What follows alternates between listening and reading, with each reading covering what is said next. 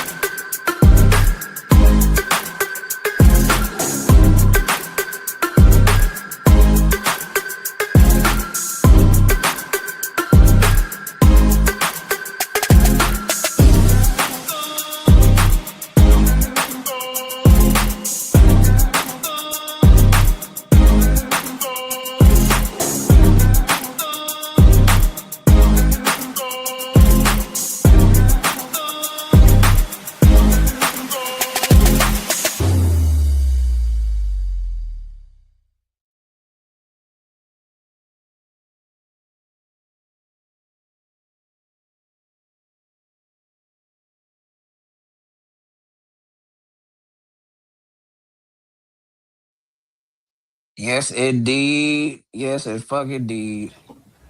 Actually, in an awkward twist of events, before we get started, I'm actually outside right now. You are inside. How awkward is that? Yeah, the pollen is It's the getting pollen to is a you. little crazy right now. So yeah, so I kind of set up a little area here in my closet. It's actually quite nice in here. I got an air conditioning and everything. Uh, So, yes, indeed. All right, hold on. Let me get this link to Bearded Pause. but anyway, Oh, all hold right. on, people. Hold on.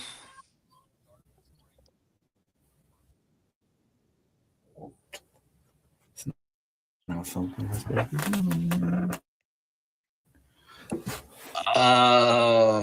Okay, we got that together. And we are Damn here. cat trying to get in the. You a bit lagging, cuz? Oh yeah, damn, you is Yeah, a little bit. You I in the don't dead know zone why. or which? I'm using. I don't know.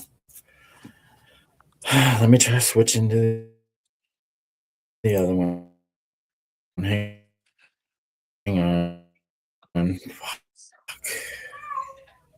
Goddamn cat. Second.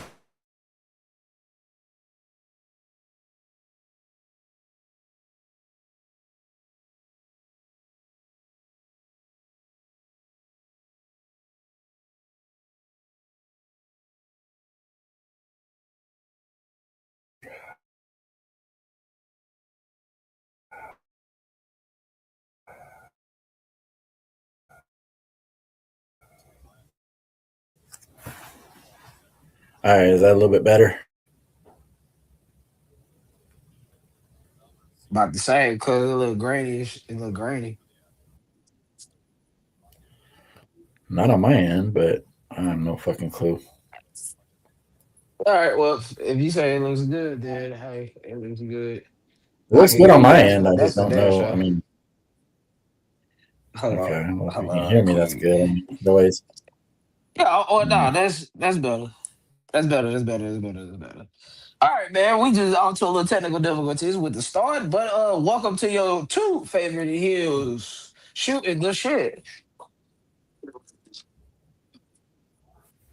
With you, Like we like to do every week, once a week. And soon, if possible, we will be joined by Young Bearded. Yes, indeed. One of our favorite heels. W. And the Beard. But, goddamn TV. Come on now. It's nonsense going on. Oh, okay, there we go.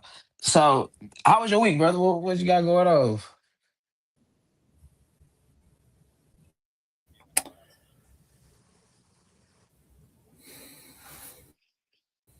You, how was your week? Uh oh.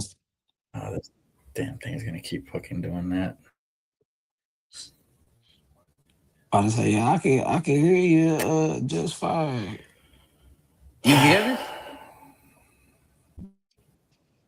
Uh-oh. I can hear you. It just kind of breaks up every once in a while. Huh. Good where I'm at in the house or not, but All right. You need about a minute or two to try to technical readjust, difficulties to or start. yeah. No, I mean, about the best it's gonna get. I'm waiting on him All to right. send me an extender to, yeah. The So Ethernet cord, yeah, I was Ethernet supposed is to the best have way to that go. already. I'm No, only it's getting an lucky because I'm extender. off It's the my Wi-Fi iPad. extender. It extends the signal. Ah, got you, got you. Yeah. All right, well, but how was your week?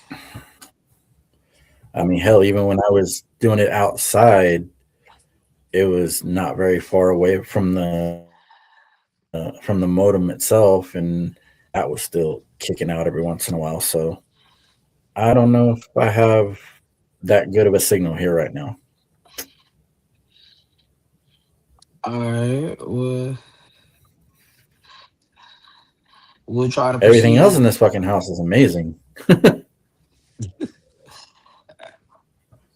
How was your week? Besides the last 5 minutes. We've been good. Gotcha. Besides what?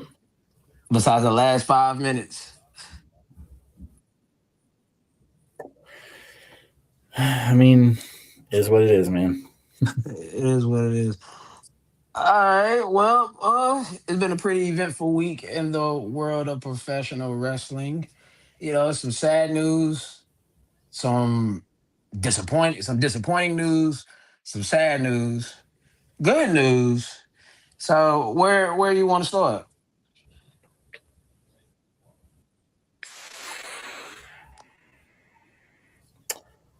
Start wherever you want. All right, all right. Well, I guess we will start with. Could start. Oh, we can start with SmackDown. Actually, I know exactly where we gonna start. We gonna start right here. Legendary member, founding member of the Midnight Express, Dennis Condrey, one half of the Midnight Express, have died, has sadly passed away at 74 years old. The news is shared by AEW star Dax Harwood, who paid tribute to his good friend. Condrey was a key part Yeah, of I one of the heard about that greatest too. tag teams in wrestling history and left a lasting impact on the business. Our thoughts with his family and friends during this difficult time. So, any Hmm. words about Dennis Condrey? No, I mean, no, not really. No, no Midnight Express Another one gone. memories or That's about nothing it. like that. I mean, No, the Rock and Roll Express and the Midnight Express. I mean, they had matches just about every fucking where you can think of. true indeed. True indeed. Scaffold, cage. I mean, it's everywhere. All right, I'm getting tired of this shit. I might end up just switching to my phone. All right, uh, well, I give you a few seconds to switch over. Uh, give me 1 second, y'all. I'm gonna play this one more time. Hold on, real quick. Uh, all right, I'm gonna drop off for a second. I'm gonna just upload my phone.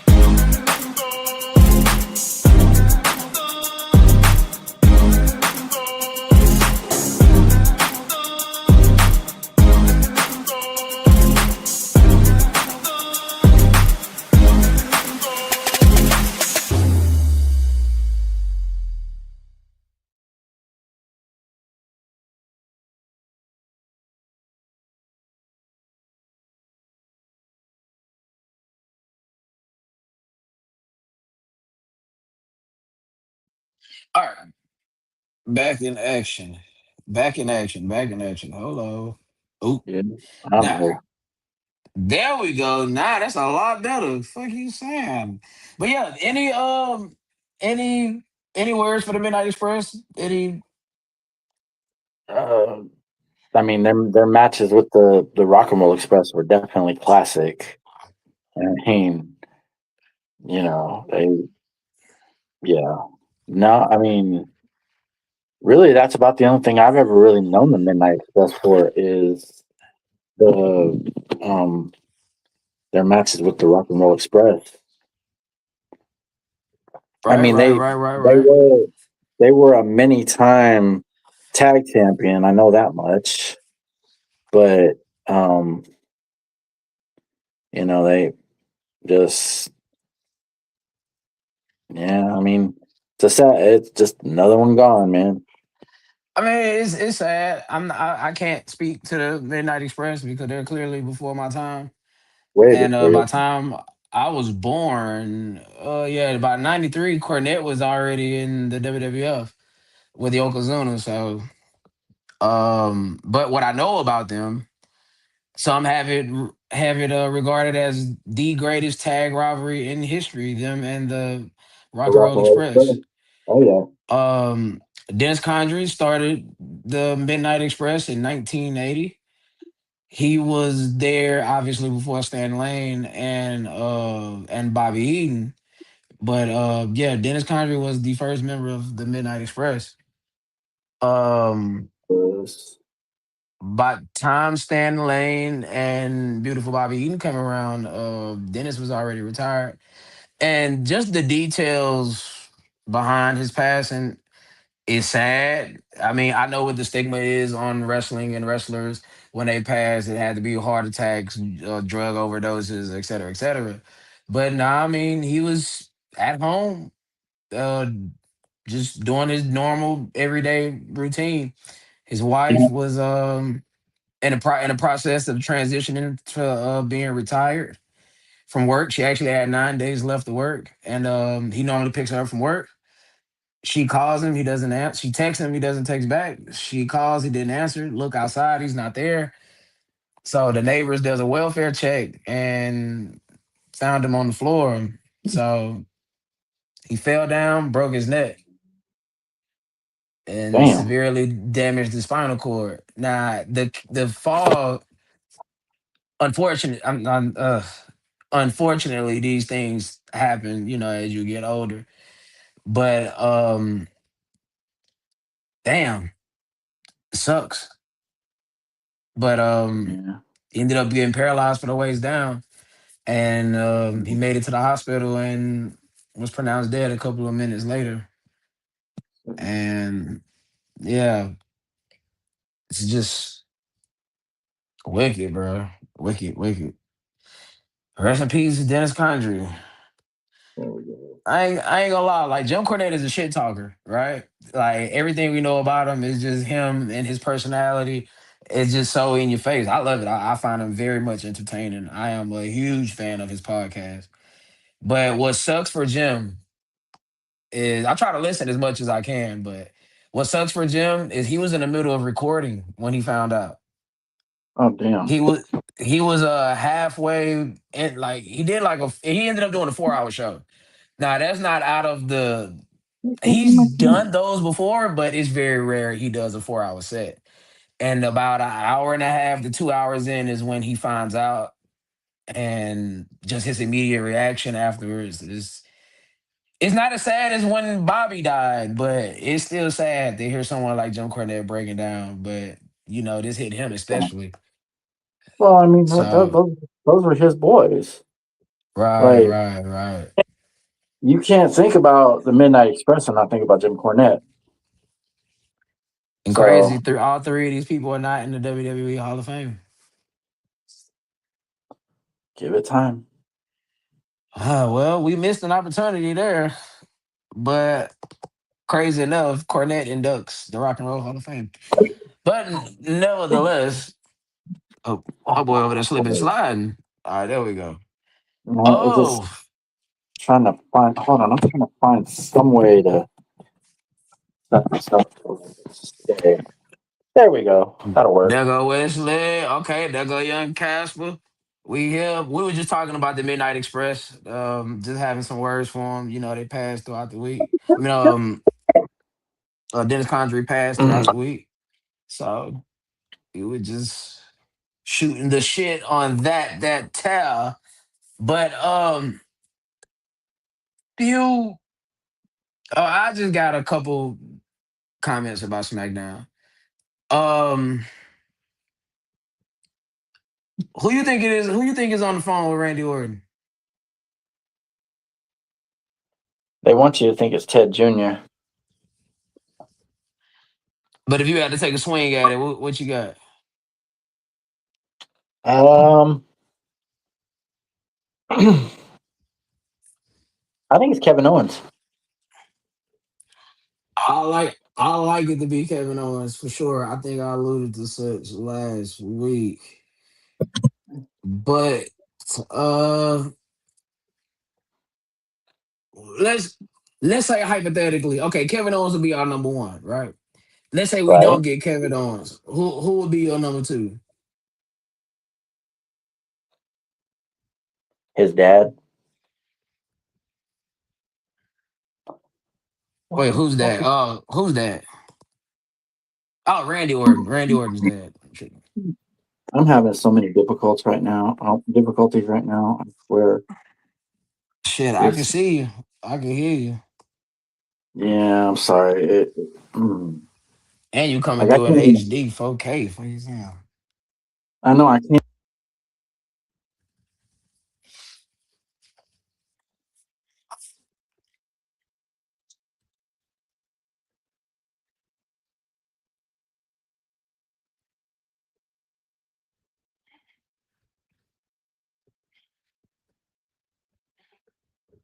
Oh damn.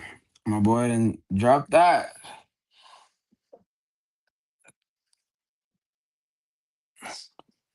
I'm still here. I'm just trying to. There we go. I'm trying to fucking trying to mess with a couple settings because my phone times out for whatever reason and it fucking goes dark and I don't like that shit. So I had to change the what? What are you talking about? Is that jersey I'm wearing? Yeah, it's an Astros jersey. Opening day, baby. Over the day, baby. Talk to him. Talk your Shit. shit. This is I the this is the 2022 Gold Edition, 23 Gold Edition that we got after we won the World Series in 2022, baby. talk your shit. Let let Wesley know, man. Wesley Um knows. Wesley knows. He knows. He knows. He knows. I know. Boston. what I about to say? Well, Meechin and BFAB has officially turned heel. And they're now lined with Jade. What is the thoughts on that? Hey, Jet, who did we beat in 2022?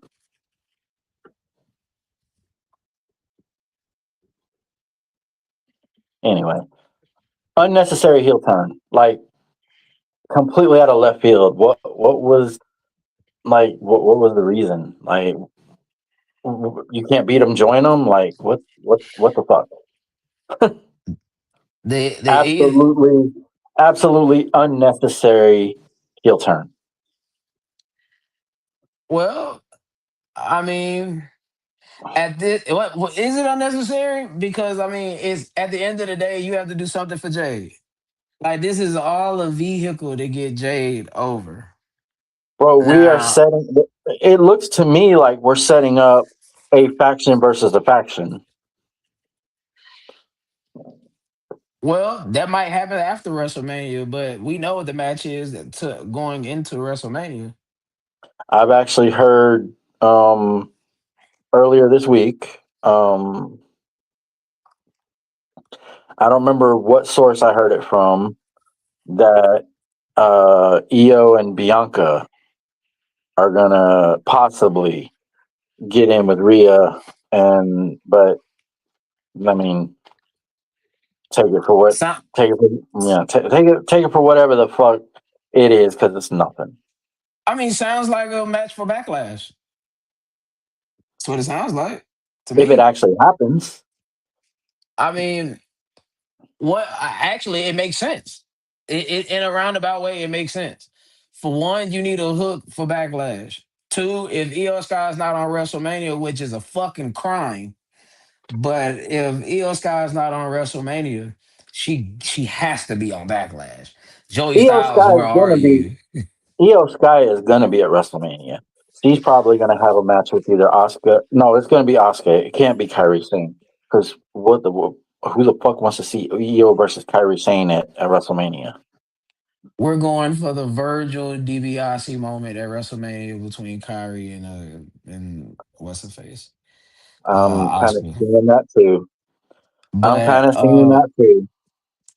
but what up? What I'm saying, like if I don't know why we have to wait for us to have this match for Io Sky and Oscar. I mean, just make it happen if we're going there. But if we're not going there, assuming we're not, and the Kabuki Warriors end up in that goofy mixed match, what I'm about to say, multi tag person match, tag woman match at WrestleMania. Io Sky has to be on Backlash. Well, Io's got a match against Raquel Monday. Great. That means we're not getting that at WrestleMania. I'll take that on a silver platter. I think Oscar and Kyrie are going to interfere in that match, and we'll get a challenge from Io after she's probably beaten down, you know, something to that effect, where she tells Oscar she wants her in a match at WrestleMania. Okay. But I Gotcha. mean, that's the only thing I can think of for Io Sky at WrestleMania. I mean, you have to have her at either WrestleMania or Backlash. But like I said, the rumor and innuendo, and it's probably a bunch of bullshit because nobody has heard anything about Bianca coming back. That Io and Bianca are going to team up with Rhea to go against the faction of BFAB, Jade, and Michin.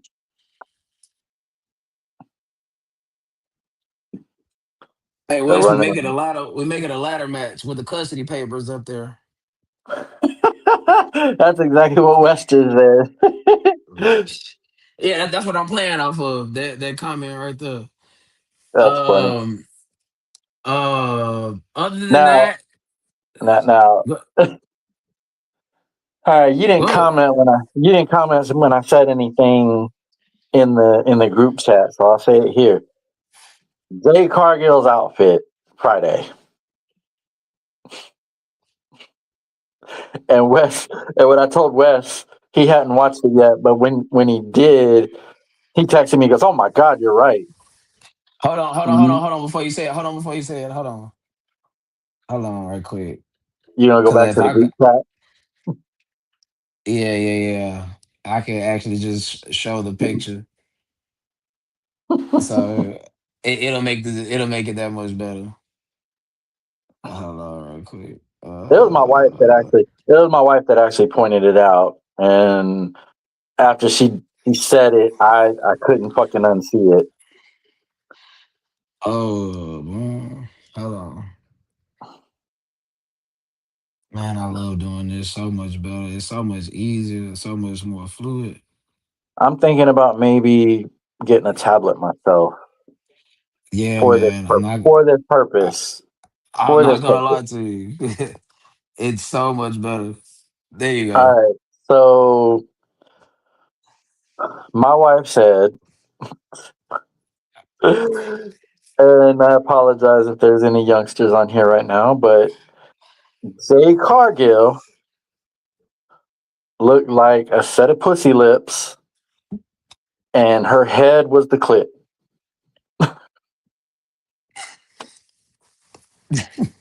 I've seen on Twitter somebody say that's the biggest neck pillow I ever seen in my life.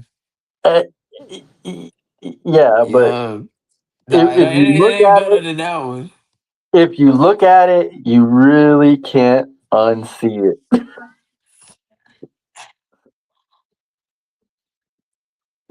Hold on. Cruella Deville, that's funny. Nah. Read that again. Cruella, Cruella Issa. Yeah. Very fucking nice. That is pretty damn funny. But no, like No, that's hilarious. that's pretty funny. That's pretty damn funny. But I mean, really, you just I don't know if she decided to go out there not realizing that people were going to criticize the fuck out of her or what. But yeah, my wife pointed that out. I was actually I don't remember what the hell. I wasn't actually paying attention per se because who the fuck wants to pay attention to Jade? But anyway, my wife goes. She goes. She looks like She said that, and I looked up, and I was like, God damn. Like I can't unsee it now, so I texted it to Wes, or I texted Wes and I said it, and he goes, "Oh, I haven't got to that part yet." And then like 15 minutes later, he texted me, goes, "Oh my God, you're right."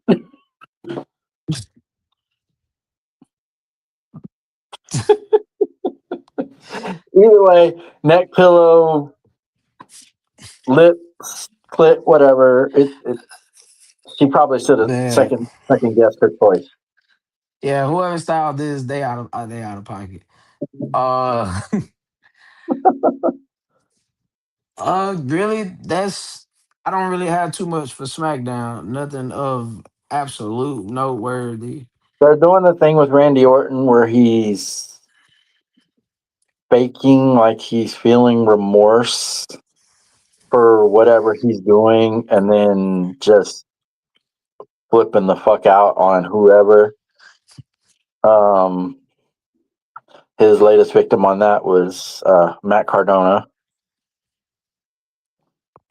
You know it. Yeah, woo woo, you know it.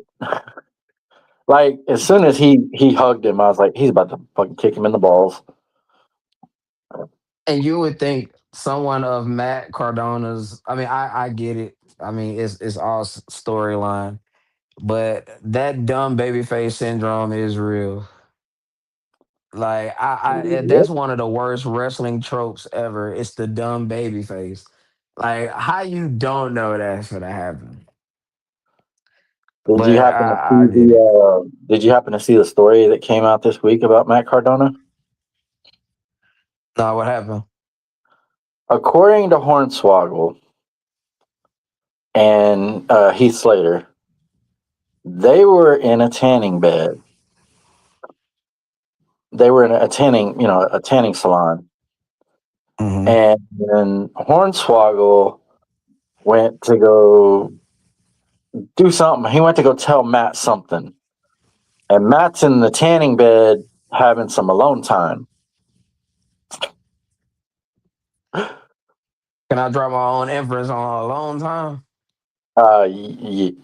It's exactly what you think it is, Ah, and it's kind of funny because he has a shirt that says "I'm not finished."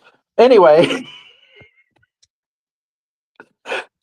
uh, yeah. So apparently they called Matt and asked him about it, and he said, "Yeah, it's true."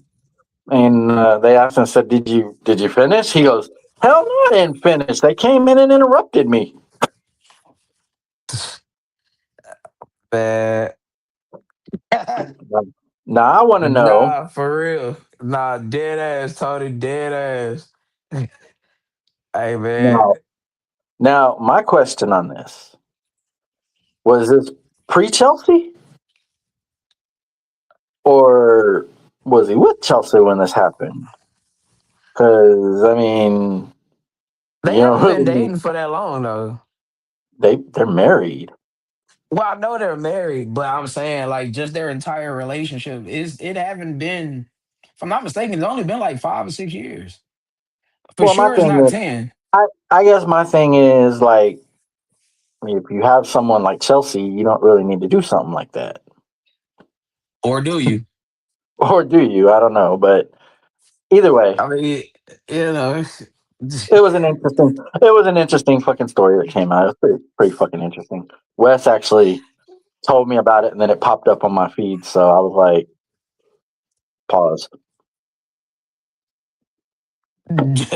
nah, no cap. Uh, Brianna, the well, pizza's on the way. I guess we would get into this raw review. I know I got my little shits on y'all. All right, Monday Night Raw was in Boston, Massachusetts. Boston. Yes, sir. And I mean, what do we think about this week's show? Thumbs up, thumbs down, thumbs in the middle. You're gonna disagree with me no matter what, so I actually give this one a thumbs up.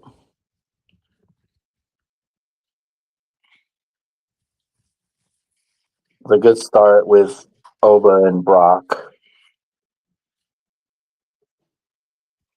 and then the whole thing with the ending, which we'll get to. The No, I think it was a pretty. I think it was a pretty good show, all things considered. What say you, good people in the chat? Mike's running the chat. I can't do it from my phone. My damn phone screen is way too fucking small. You damn Mm-mm. right I called you out. This motherfucker.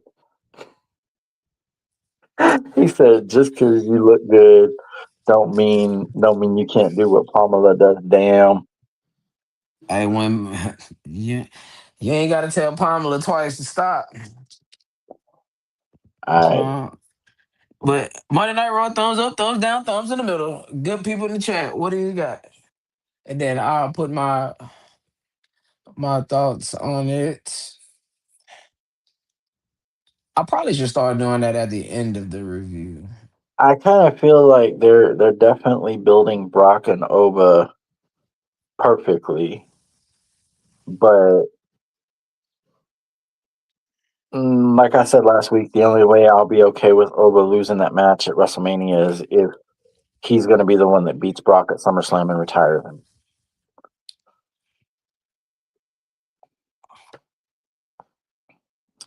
How many times did you see that Gunther got released this week or quit? Shit. Oh, I got my thoughts on that shit there. And it is squares within this review. Trust me when I tell you, it will get addressed. Oh, hold on. What you about to say? I said, do you actually believe that he quit or got No, released? no, Okay. it's Okay. a joke. Okay. I was going to say, Nah, man, not even but in the I am, slightest. but I am a little bit uh, perplexed that he doesn't have a match at WrestleMania. Thank you. Now, now, hold on. I am a little bit Now, perplexed that he doesn't have a match at WrestleMania yet. a little bit. No, I mean a lot of it, but I'm perplexed. I'm honestly I'm appalled. I'm perplexed. Whatever. Any word that has to do with shocked. That's what I am. All right, let's get to it. Let's get to it. All right. Coming out first. This is my initial thoughts coming into the show. I'm wondering how are they going to follow up the Over and Brock segment, and how most importantly, how were the WWE going to follow up the Roman Reigns and CM Punk program? And when will we get any clarity on the Intercontinental Championship picture? And will Io Sky make it on the card at all? And good goddamn, can we not see any more of the Masked Man bullshit? Advertised matches coming into tonight or Monday night. We had Javon Evans versus Kevin. Grayson Waller, Kabuki Warriors versus Lyra and Bailey, Dom versus Penta for the IC Championship. Hmm. First segment coming out, we get a recap of Oba confronting Brock. Brock, and I'm sure if you watched the show last week, you seen how that went. So there's no need to dive off into that. Brock Lesnar starts the show rocking his new FAF5 shirt, accompanied by Paul Heyman. Paul Heyman starts out by putting over Brock Lesnar and all his accomplishments. You know, NCAA heavyweight championship, WWE champion, UFC heavyweight champion, etc., etc. Paul Heyman proceeds to say Brock Lesnar laid to waste 20 men and then got distracted by Seth Rollins. Then says Obafemi is an overhyped wannabe ruler who took advantage of Brock Lesnar. His words were, and I quote, how many times have we heard the same narrative coming into WWE about the next person who's supposed to be the next big thing? And Hmm. this person is going to be the one to beat the one in 21 and 1. Then he lists off all the people Brock has conquered over the years. Out comes Oba. Hmm. Crowd goes crazy. Again, y'all, WWE cannot afford to watch this. Oba enters the ring. He and Brock comes face to face. Brock goes for the L5. Oba counters and clothesline Brock Lesnar over the top rope.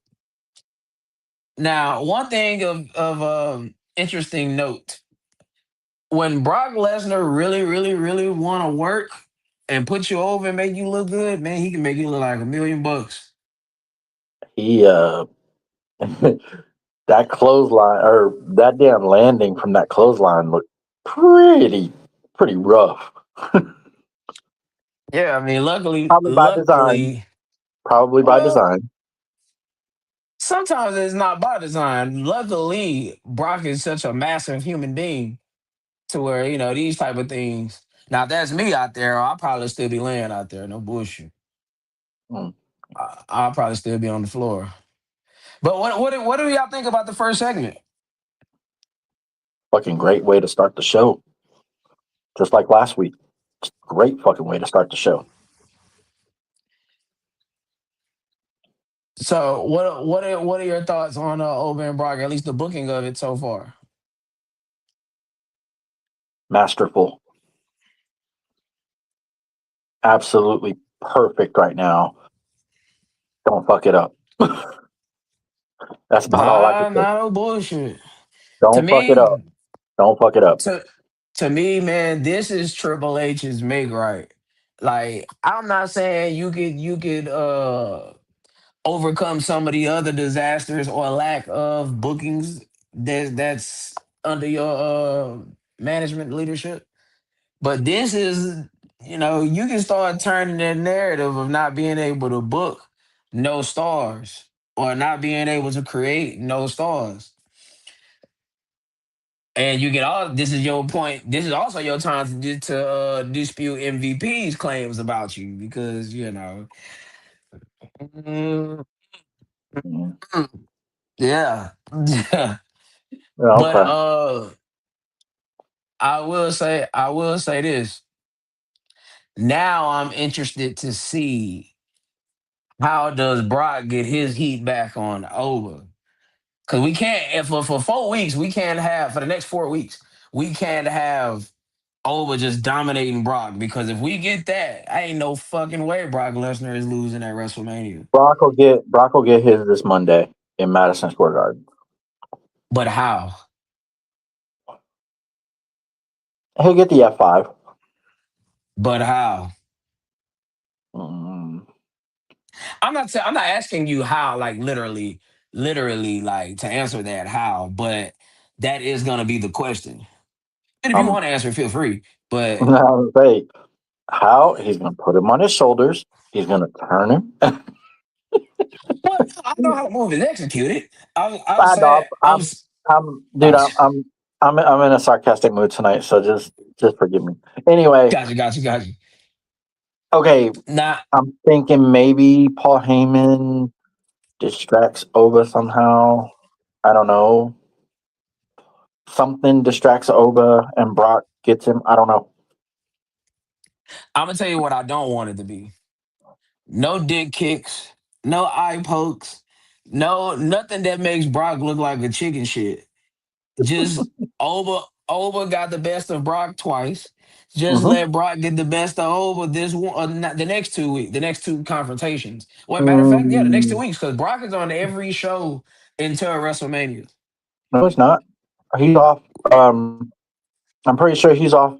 No, he's in Houston, isn't he? Yes, Roman's sir. not Roman in Reigns Houston. is not in Roman's Houston. not in Houston. That's right. Brock is on every.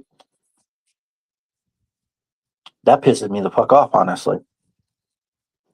So you got 4 weeks. Well, no, that's a great thing because this is No, one of the no, best things. no. That pisses me off because Brock can fucking make appearances all the way up to WrestleMania, but Roman can't.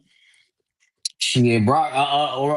According to Cornette, Brock is getting paid a 7-figure payout for Oh yeah. WrestleMania. Oh no, he is. So absolutely, I'll be at every fucking show.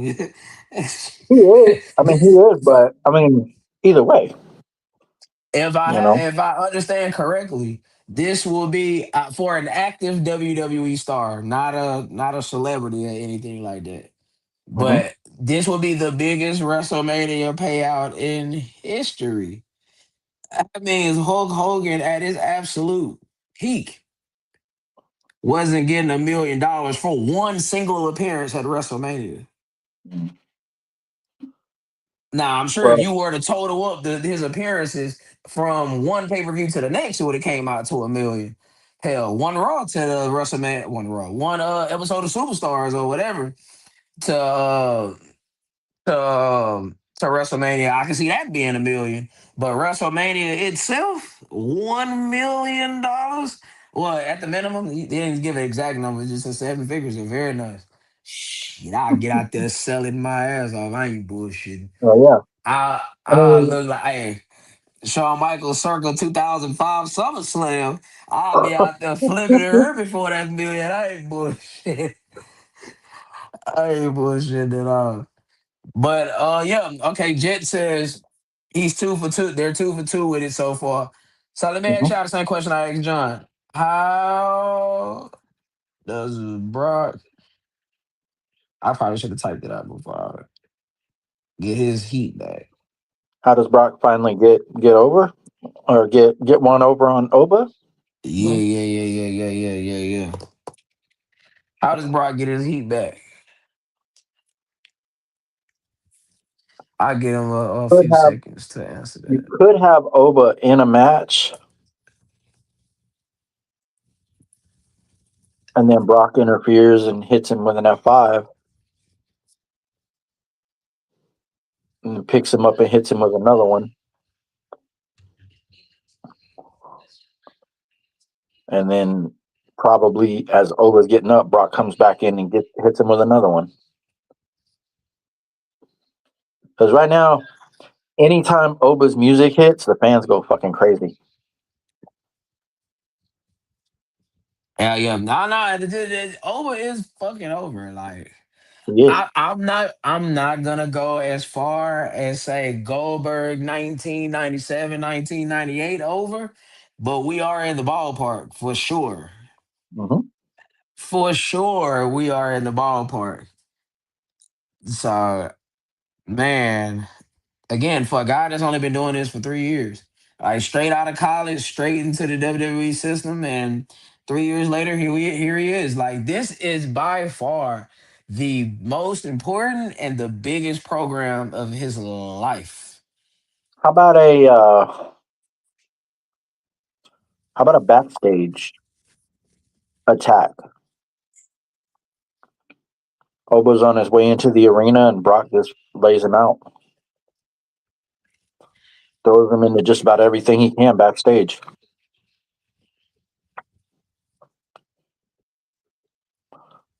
Not mad at. I mean, I'm not mad at that. I'm not mad at that at all. I just don't want it to be no chicken shit. Like I Oh just don't no, want Brock and this absolutely. particular program to be booked like a chicken shit. So anything short of that, I'm actually down for. I mean, if I had to pick my ultimate scenario, just the same as you've been doing. Let him come out, or this time have over in the ring talking his talk, and let Brock come out. And just this time, Brock gets that L5 in. He gets that German. I'll even take over. Oh man, imagine him giving over a belly to belly. Yeah. Or what about, let's say Oba is talking his shit, right? Hmm. Oba's talking his shit, and then we get, ladies and gentlemen, my name is Paul Heyman. And then while Oba is focused on him, Brock jumps in the ring, and there you go. Is no problem as long as it's not again with your back turned. Anything that makes Brock look like the chicken shit. Like no cheap tactics, at least from Brock himself. Now Heyman doing his, ladies and gentlemen, I'm with that. Bring them They out. Let them have it. right, Let them go at it. they sit there and they go back and forth. Oba says whatever, and then Paul Heyman says something. As he's saying it, Brock jumps in the ring. Oba turns around and boom, F5. Not a sneak attack, but you know, If it's any time to have a pull apart brawl right now and let them destroy security or other woo, wrestlers or whoever come out, and as soon as they get done with that, he walks right into that L5. I mean, as long as Brock is standing tall, minus any chicken shit, I'm cool with it. I'm with that. So next segment, we cut to a hype package for Dom Mysterio. And Dom, man, I'm not gonna say he's teetering because he's not. But I would hate if Dom becomes like the next Dolph Ziggler. Mm, In the sense that, we know what we got in you. At least we know people can get in the ring and you can get a good to great match out of them. And that's all you end up being. I would hate that. But we cut to the back where the Usos are standing with the tag team titles, and out come the Usos to the ring for their match with the Vision. Considering that this is most likely the WrestleMania match, which now we know is going to be next week, I fully expect some type of fuck finish so they could run it back. But anyway, out comes the Vision or whatever's left of him. Commentary brings up Logan Paul's involvement with Tom Brady in the Fanatics flag football game. Angle alert. The match starts with Jay and Austin. Jimmy makes the hot tag to Jay because I mean, there was nothing of noteworthy in between. Jimmy makes the hot tag in between. Jimmy makes the hot tag to Jay. Austin and Jay had this weird exchange, and then very Austin weird. goes for the cover, only a 2 count, but gets up and eat a spear by Jay. Logan Paul produces brass knuckles, but LA Night music hits, and he appears from the crowd and pushes Logan into the steel steps and gives the knucks to Jay. And just like I figured, a fuck finish. Jay hits Austin, gets DQ'd. Jay comes back into the ring, knocks out Logan Paul. Thing of note to notice. Jay has been a bit aggressive lately since this Very, angle of Punk and Roman has kicked off. And very. another thing to note that LA Knight has a ball on his elbow, a la Oh my John Cena when he had that god. match with Daniel Bryan, Oh and my it could be god, the dude. That reason thing why he's not on the horrible. WrestleMania card right now.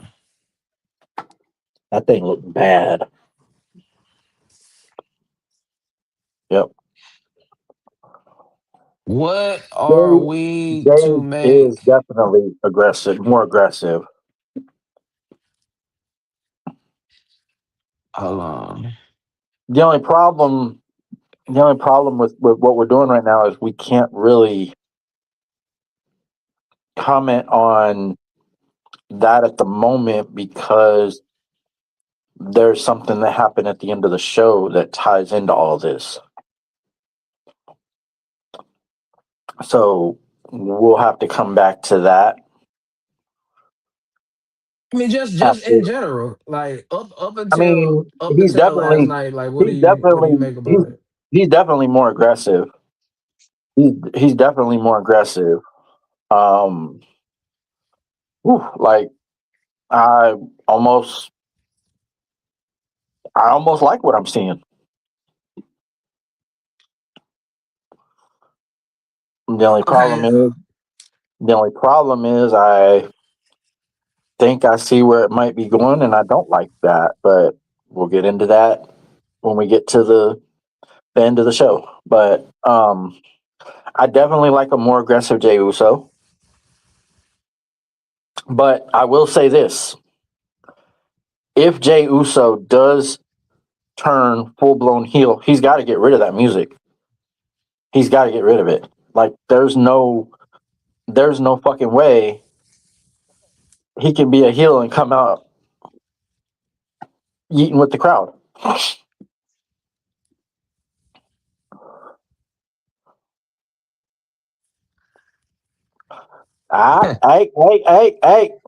Hey. We haven't got to that part yet. now to me, I mean, without going into direct specifics, um, what they're doing is just going to a formula that works.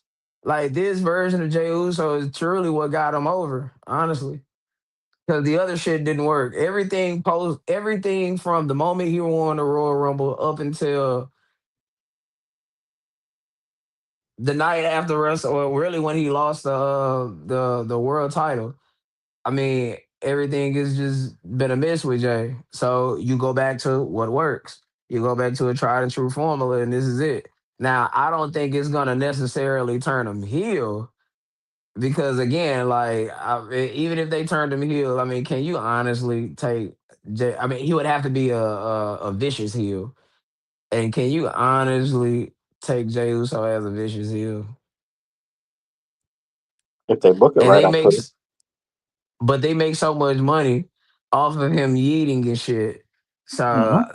they're not gonna change that now, at least no time soon, at least. So I mean, it's just can be a baby face with a mean streak, honestly.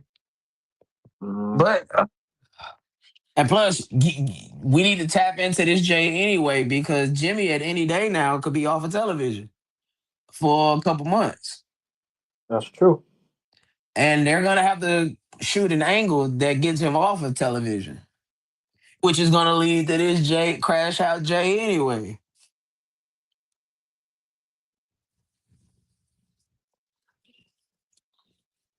So Mm-hmm. hey, I I agree. What the hell is this?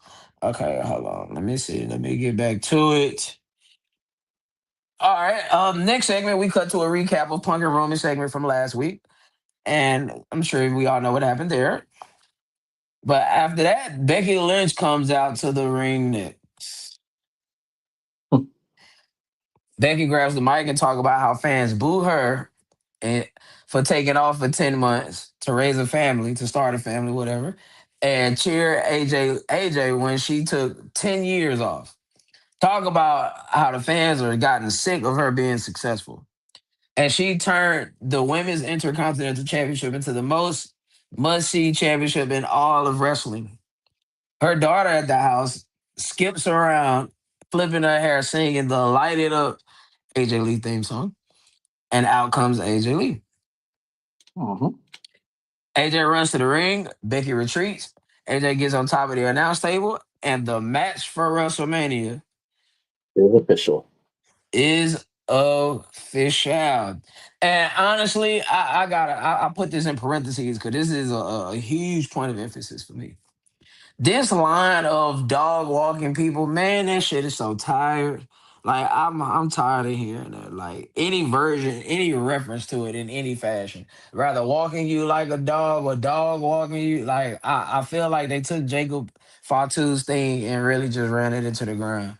And the fact that he haven't been in that company long really says speaks volumes. Hmm. Like that piss on the E man. We want the right hand man. That's the Jey Uso that I want. But but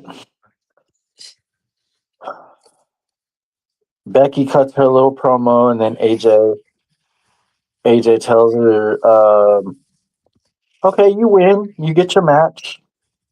She said, "And I'm going to show you why I'm the best of my generation and possibly yours."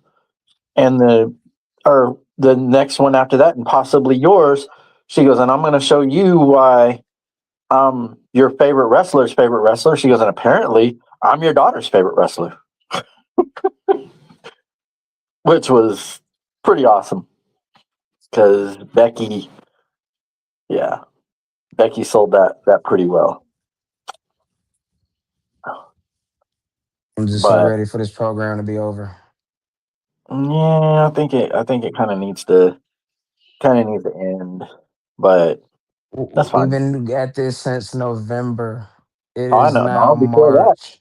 before that, because we had the mixed tag match with her and Punk before that. Oh, even more so then since September or October, like late September, early October. Like Jesus fucking Christ. September was WrestlePalooza, I think. Okay, well damn, we just keep up there. Even I guess so. Well, after SummerSlam, August, September, and it is March. No, no, God. I agree. I agree. This definitely needs to end at WrestleMania. There's literally no other direction to go here but to give the belt back to Becky. It's literally no other option. It's no other option Why couldn't AJ keep it? because she's not gonna be around as much as Becky. She's supposed to After be full time. whatever that supposed to mean, and she haven't been full time yet. So why would we believe it starts now?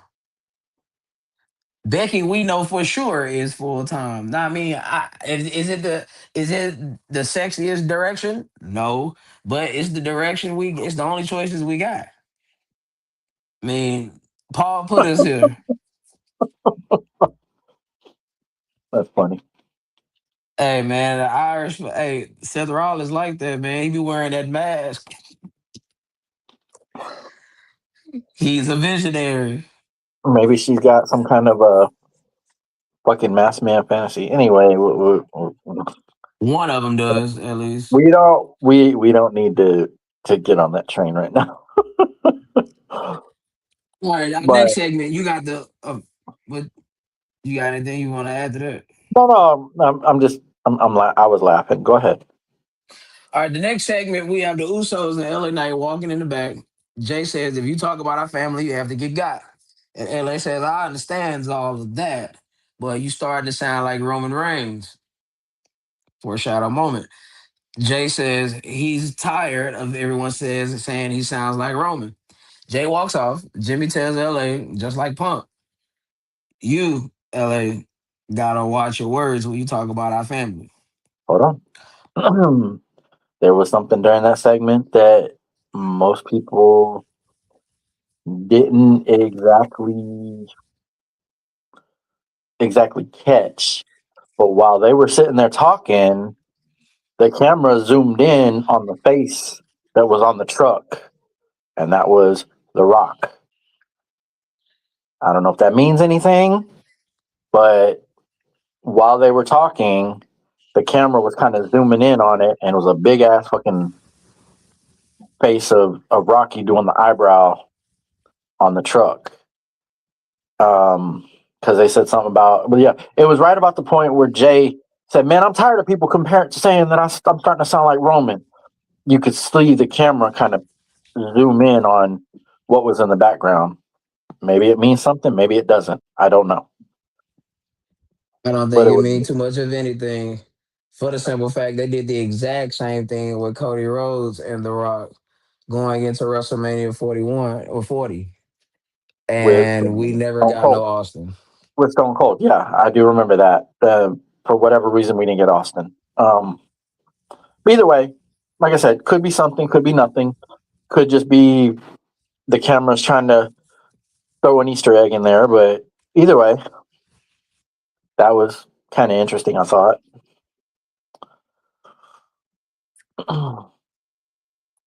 Continue. Right. Just a little talking point. Just a little talking point. All right, next match we got Javon Evans versus Grayson Waller. We come back from commercial. Grayson Waller already in the ring, waiting on Javon Evans. And I thought about this offline, and I'm glad I jotted it down right here. But who does Javon Evans remind you of?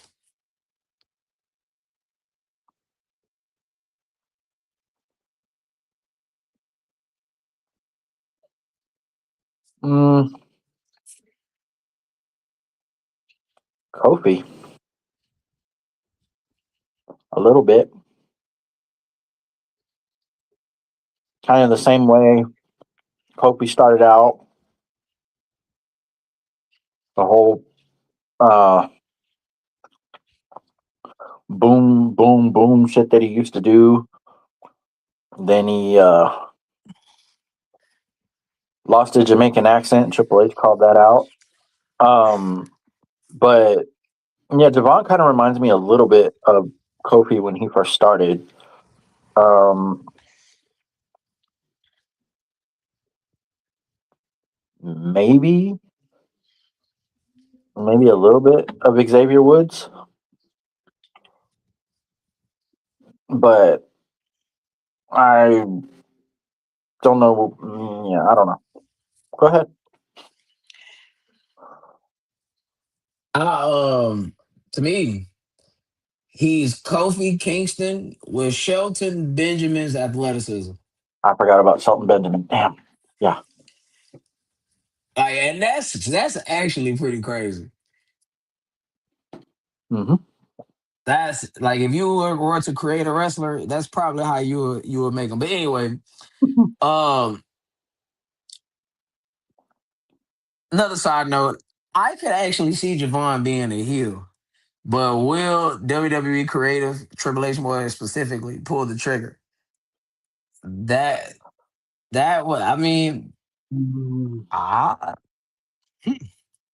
I would like that. Quite honestly. But back to the match. This man almost overshot Grayson Waller and fell on his fucking head. Oh yeah, when I saw that, I was like, God damn. Yeah, that was. Like, yeah, he overshot the shit out of him. And Evans got thrown out of the ring and Kofi did not touch Javon. Hmm. Hmm. The story that's getting told is the friction that's between Grayson Waller and Kofi Kingston. That's exactly what's going on. Okay, and then we go to the commercial. Back from commercial, Grayson stomping on Evans in the corner, which Grayson runs off the rope and eat a super kick. This match, low key, was better than I originally expected, and that Hurricane Rana, man, that was crazy. Super Hurricane Rana, OG cutter for the win. And honestly, bro, I think Javon Evans could be this generation's Chris Canyon. How Who Chris better? Canyon was somewhat of an innovator of offense. Oh fuck, I missed that. Who better? But I did notice after the match, Kofi was telling Grayson like, he beat you, man. You know, he beat you. Now, I mean, we could be doing one or two things, which I mean, at this point, we could be we could be on the road to a New Day face turn, a Javon Evans heel turn, or Mm, what? Which way would you go here? Because I mean, we gotta admit, heel New Day has been a miss. But with Javon Evans, it could revive it. Where's Xavier Woods been? Injured. Okay, maybe that's why they're kind of going with this because he's injured. Um, Yeah, that's funny. that is pretty damn funny. Um, I could see Grayson, or I could see Javon turning heel and joining the New Day. Definitely a beatdown on Grayson. Huh. I Definitely a think they beatdown might. on Grayson. I think they might count their losses and turn New Day back babyface. I mean, they could, You had the best story. You had the best story right there with Big but E. you You still have you to. What the hell does that say? I can't see what that says. What's that next comment say? New Day was the turn. Drink a beer. Oh shit! It's Berto. what's going on? It's But Burrow. he didn't kick that. Love to see Oh it. yeah. I actually saw him. I saw him yesterday. Actually, he popped up while I was delivering. Boy looked pretty damn good. Love to see it. Yes, sir. He Yes, will be back. indeed. He'll be back a week from Monday. Right. The best part was the turn itself, and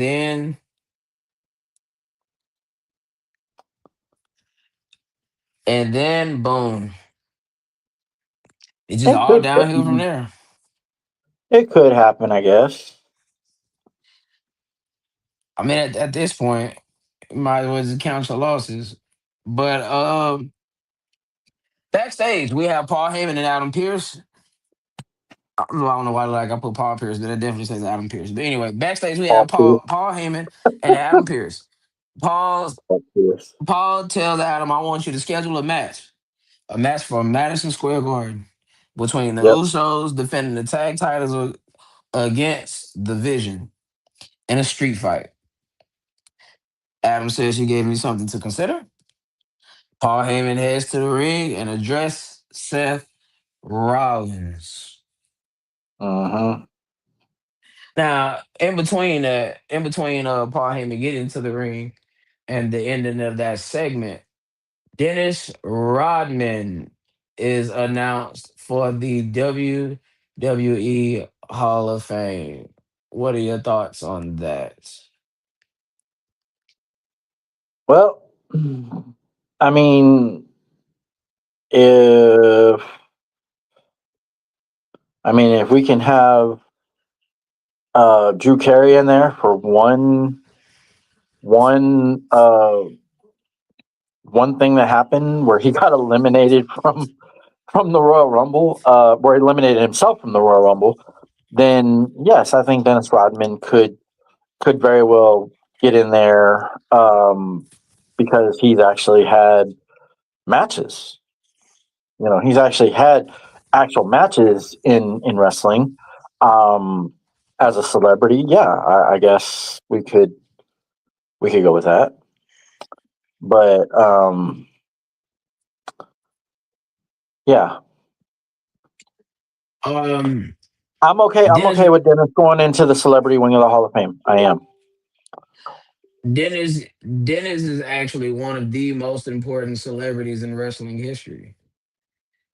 Like this NWO angle, as big as it was, it crossed over mainstream when you got Dennis Rodman on one side and Karl Malone on the other side. And ironically enough, they end up playing each other in the finals. They did. Like They did it's that after the finals. legendary. They did that after the finals, but yeah, But the angles to set the program up was shot during the finals because it was. Rodman missed practice to That's right. go He did. be on That's right. He did. Nitro. You're right. He did. He did. He did miss practice for that. And if not for anything, there is one way. This one thing gets Dennis Rodman in the Hall of Fame alone.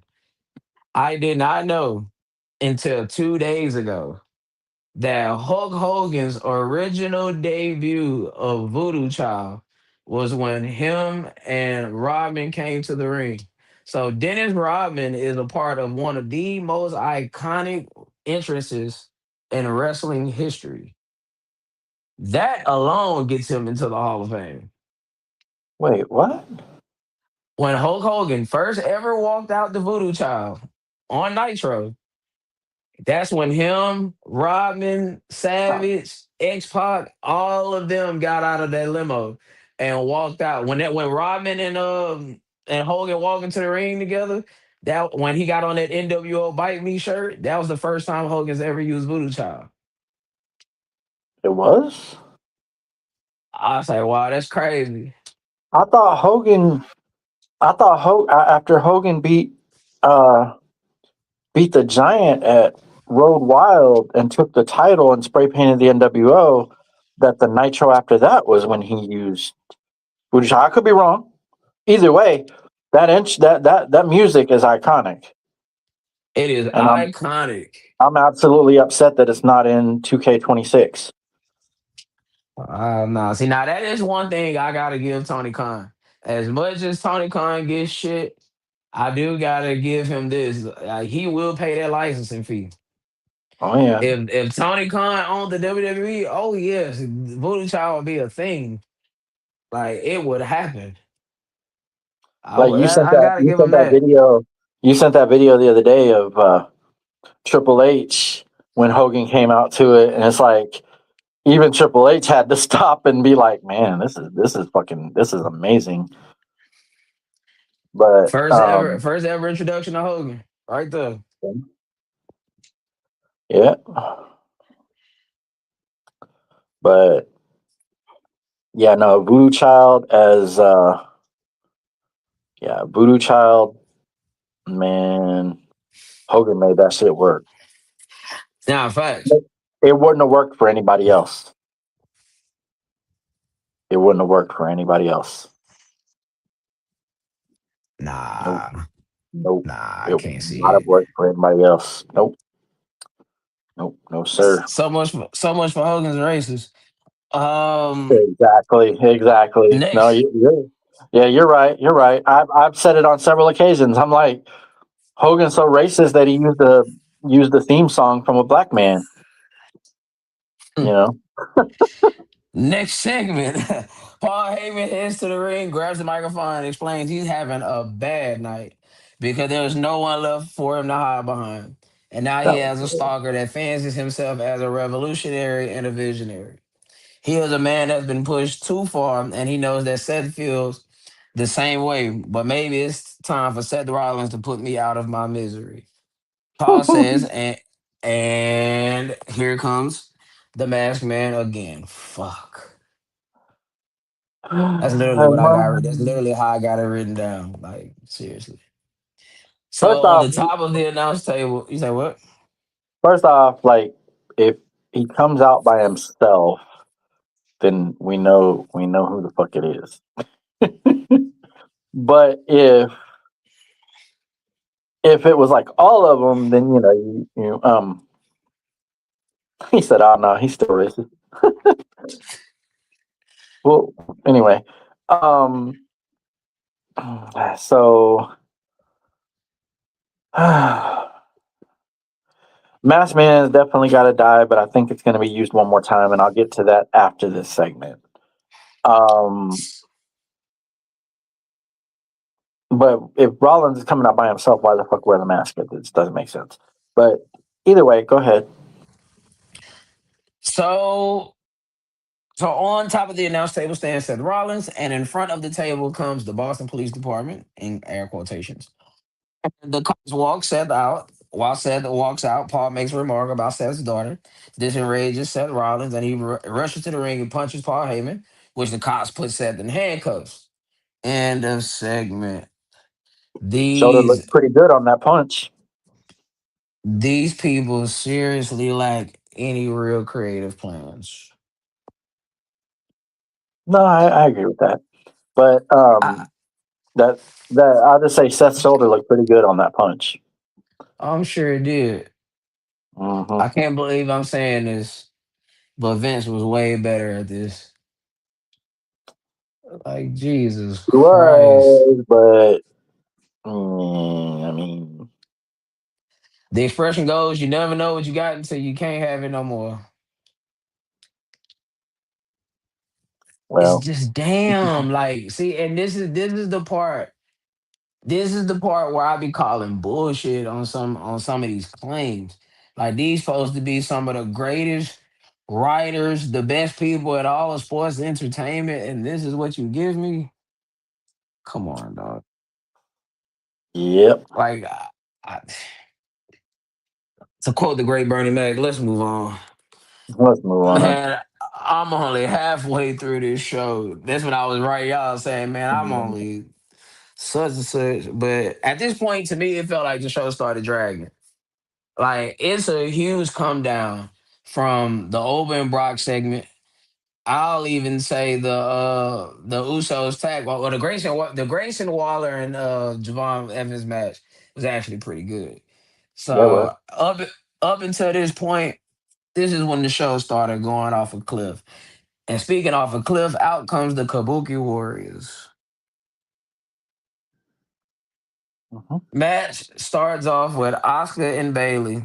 Again, I have no notes for this.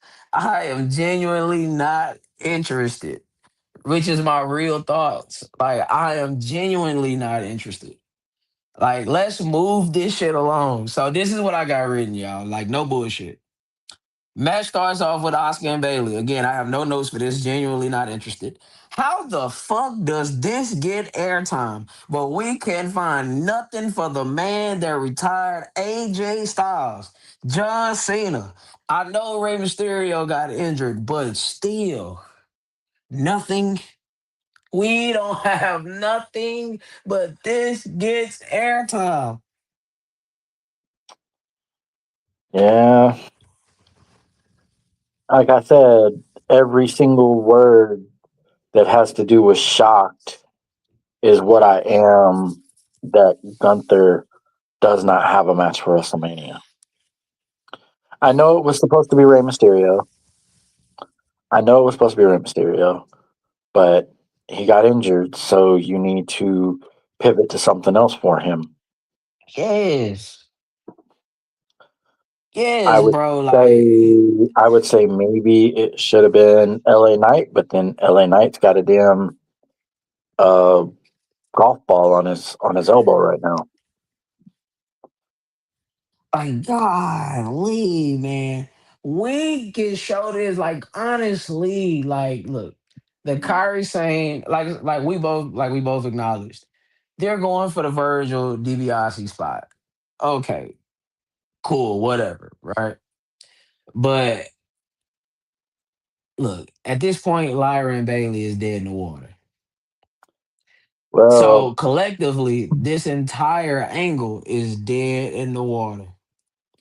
it kind of seems like we're on a collision course for a six pack challenge for the women's tag titles at WrestleMania.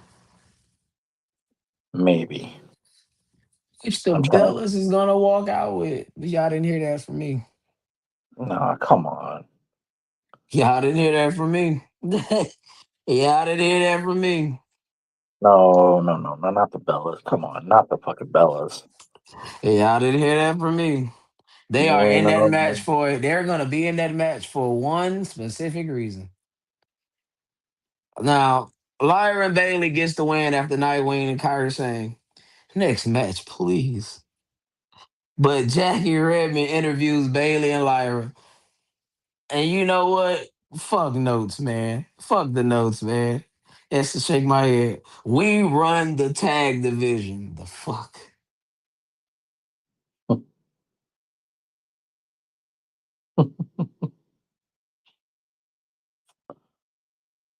yeah.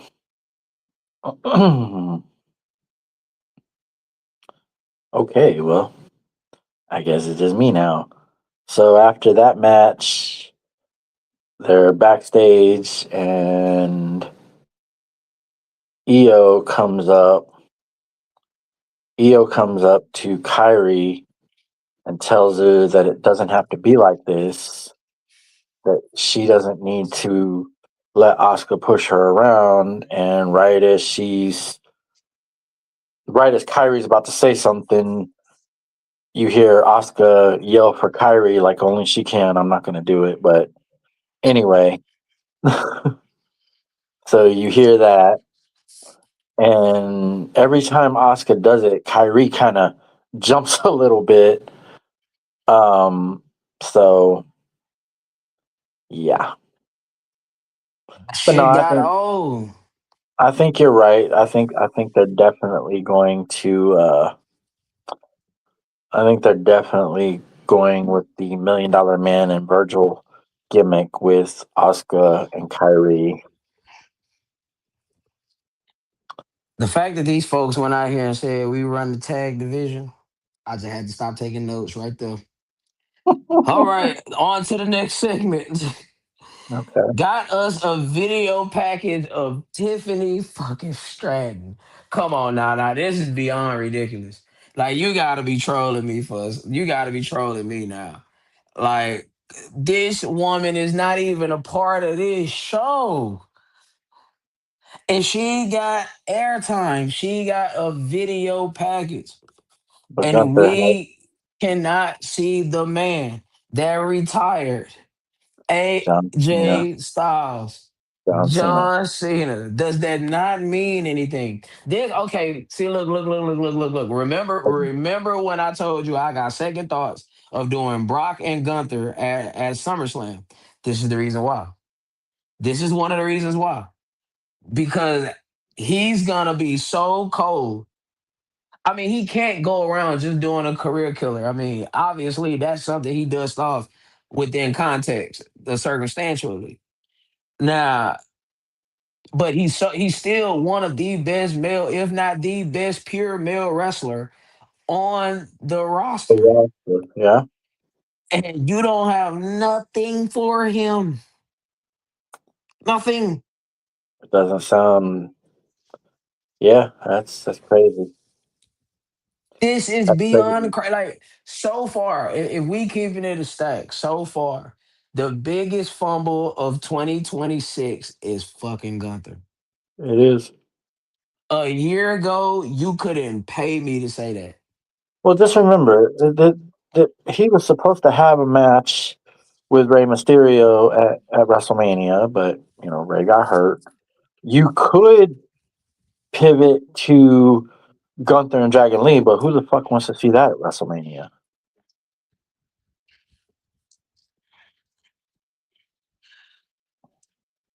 Hold on, he.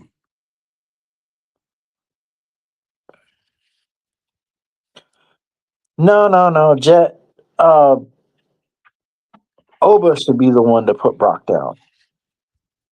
It shouldn't be Gunther. It shouldn't be Gunther.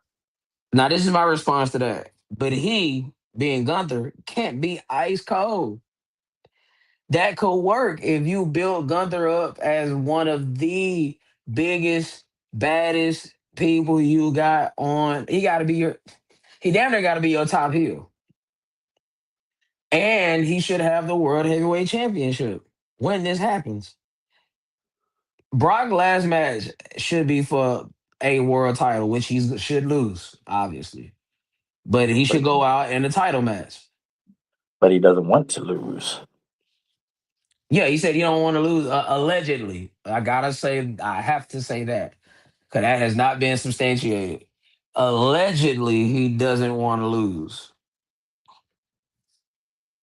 So up until matter of fact, let me say that all the way. Allegedly, he doesn't want to lose up until his retirement match again, which should be for a world championship. I know that I know that doesn't sound appealing to the ears, but yeah, Brock Lesnar, yes, sir, world championship last match. You're supposed to pretty much do the do the thing on the way out. Do the right thing. But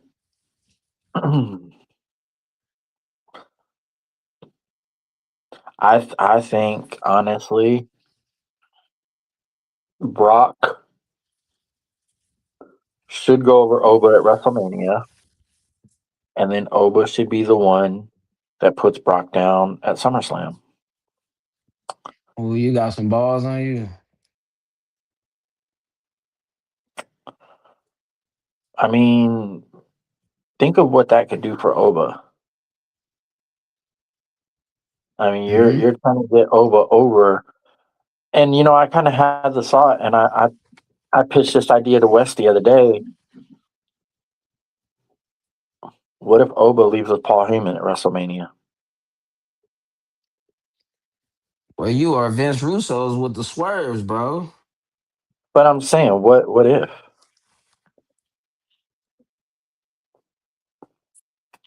Copy paste what we did last year. And it would be exactly what we did last year because you had Paul Heyman turn on both Roman and Punk, so And he left with who? left with Seth. So now we're doing another angle where honestly, I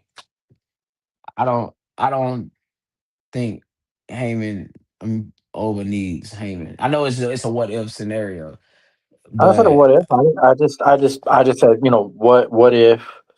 I wouldn't like that because yeah, Hmm, you're doing Oba a disservice actually because you right. just crowbarring him into the same angle you did last year, which would play into what I just said earlier. These people lack any creative thinking. That's why I brought it up because I mean they can't seem to come up with anything new.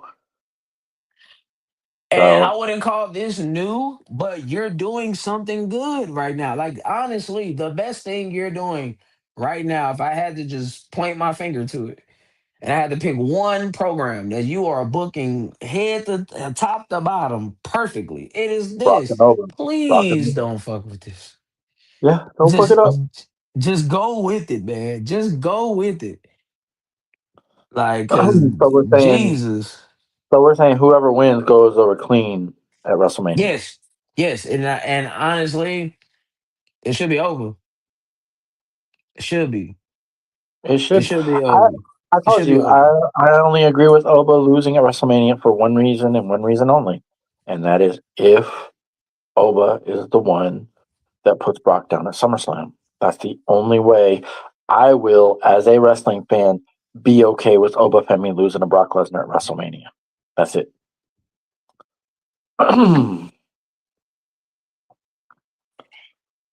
Yeah, Oba and Danhausen, boy. Whew. Yeah, extreme work, brother. Extreme work. So, Oh, with go that ahead. being said, with that being said, which side is Oba going to choose? Yeah, that haven't been stated yet, and I have it. You predicted that decision was gonna be made in Madison Square Garden. Well, now that we got this, because I thought you was gonna answer Brock in Madison Square Garden. To be honest, They I probably should have mean, waited.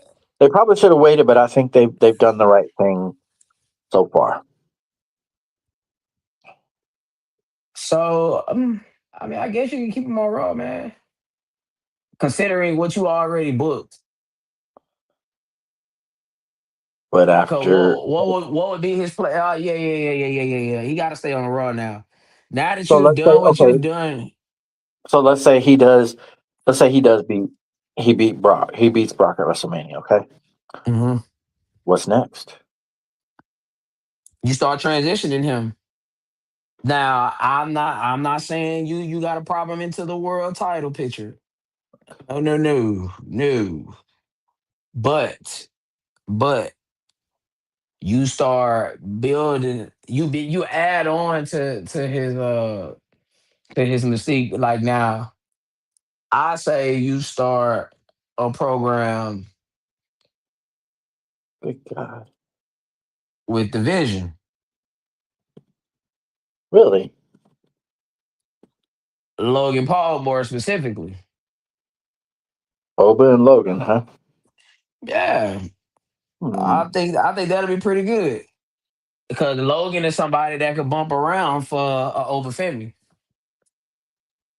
I mean, Hmm. Logan is a hell of an athlete, and it puts him in the mix with a main event group without necessarily putting him in the main event picture just yet. Because again, we don't want to strap the rocket to him. Because that's again, we're doing the Mariah May AEW thing, and once we boost him to the world title, we only can book the downside after this. And we Right. don't want to blow through overpause. We don't want to go through that so suddenly to where when we get to the Mm. Royal Rumble in 2027, we got to start booking the downside because he been booked so strong and so this, that, and the third. Well, So you we did say that Ova needs to be booked right, or it his character is going to fail right, so you start him out with a feud with division. with I Logan mean, Paul. with Logan Paul. Yeah. I mean, I would have said Austin Theory, but come on now. Austin Theory, Zach Ryder, Matt Cardona. What's the difference? Okay, well, we kind of skipped a little bit. Okay, It's all good, so brother. so after uh The Usos. hold on. I was answering Um, that question. so I told you that we're probably going to see the mask gimmick one last time, and I think, and this isn't the way it should be, but this is probably the way it's going to end up being because they're pushing so much emphasis on this whole masked man gimmick with Seth Rollins. Braun Breaker's going to end up being one of the masked men.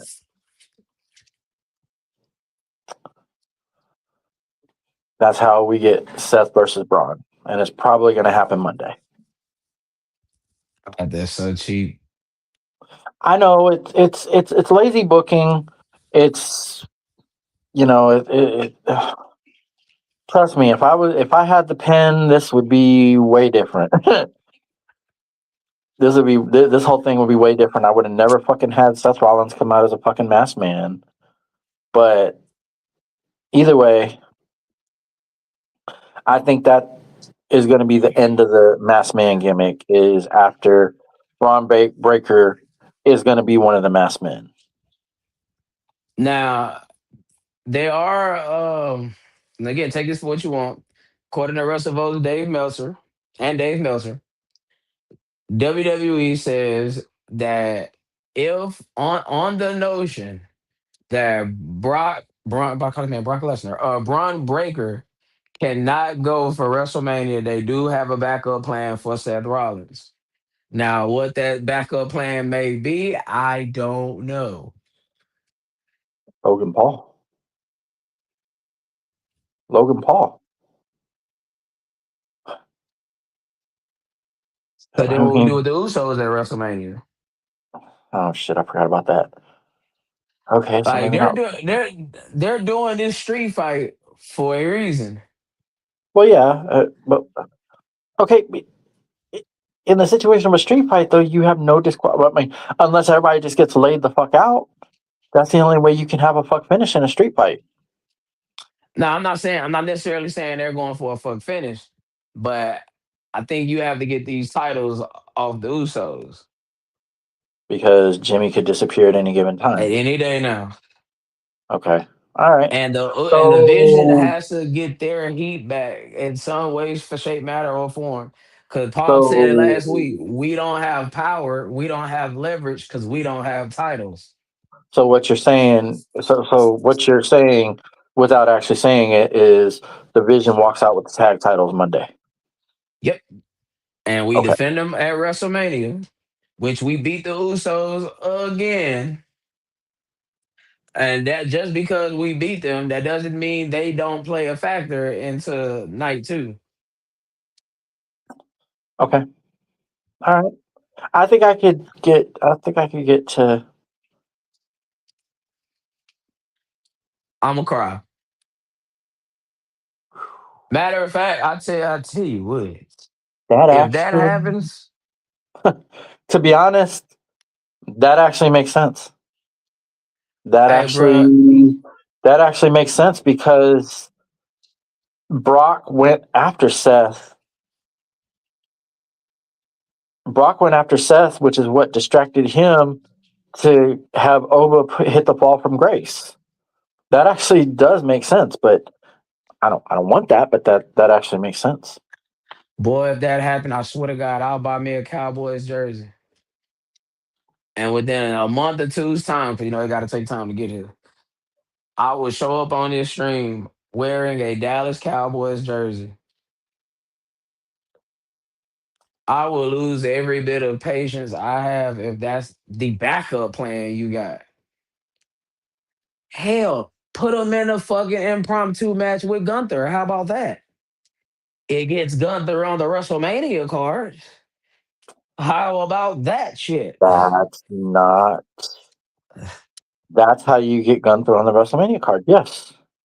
And I don't care how we get there. Like, I don't care what you, man, he could be sniffing Gunther mom's panties. I don't care. Like, whatever. We could do Katie Vick 2.0.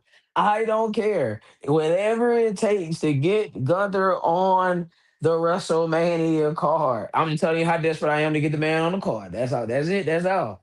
I'm just speaking to the state of desperation. I'm giving you that Rise Hendrix stare right now.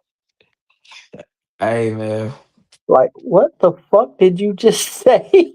I'll take Katie Vick 2.0 if No. that's what it takes. No, no, no, no, no, no, Katie Vick. No, no, no. Come on. If Come on. that's what it No. takes. Hey man, Triple H ain't a stranger to these things. He know how to book it. If anything, he would know how to book I mean, it. he lived he, it, so he has an amazing reference points. He is speaking from experience. So hey, mm, whatever it takes. whatever gets going through on the WrestleMania card, I get it. Okay. Shit. That's Cause yeah, that's like wow. So okay. I guess okay, we need to y'all. find out I guess we need to find out if Braun Breaker is gonna be ready in time for WrestleMania. There we go. All right, moving on. Penta backstage with ice show fucking speed. Come on, dog. Like, I wrote this and I'm getting pissed, like, reading this. Like, you have ice show speed, Tiffany Stratton, a person that's not even on this brand. You got, oh, who else we had on this show? You had an interview with Oscar and Bay. I mean, Oscar and Bailey, with Bailey and Lyra. But we don't have Penta Something. backstage with ice show speed, and Penta shows them how to do the Penta walk. And in walks Dragon Lee. Of course, I show Speed and Dragon, and they had a little exchange. And Penta and Dragon talked about a rematch for the IC championship. We cut to another scene where Adam Pearce and Speed is in the back, and Speed says they have Roman Reigns, Brock Lesnar, and then Danhausen appears. Ah, yes. Dan makes a proposition for Speed, which Speed declines, and in turn, Danhausen curses Speed. Honestly, not if I had to pick, this is probably one of the weaker Danhausen segments. Not to say that it wasn't good, but by comparison, this is probably one of the less funnier ones. But we got our show Speed on the show, y'all. I think him taking the fucking money from what's her name last Friday was hilarious. Oh, yeah, you got $20 million. You got 20 human dollars? Yeah. Here you go. Thank Thank you. you. Just disappears. Like, I should hey, have man. I should have my Danhausen t-shirt by mid-April. Yeah, that shit on backlog, man. It's popular. I actually ordered one for Wes, so we should both have our Danhausen t-shirt by mid-April. Next segment, we go to Randy Orton. We get a recap of Randy Orton's segment from SmackDown. We had like 2 to 3 recaps on this show. Ooh-wee, I'm fighting hard. Backstage, we had Kabuki Warriors and Oscar. Oscar blames Kyrie for losing the match, and in walks Io Sky. and she tells Kyrie she deserves better than this. Naturally, Oscar calls Kyrie. Kyrie walks off, and walks Raquel Rodriguez, or Big Mama, as Bearder like to call her. Big Mama. And a match for next week is set up.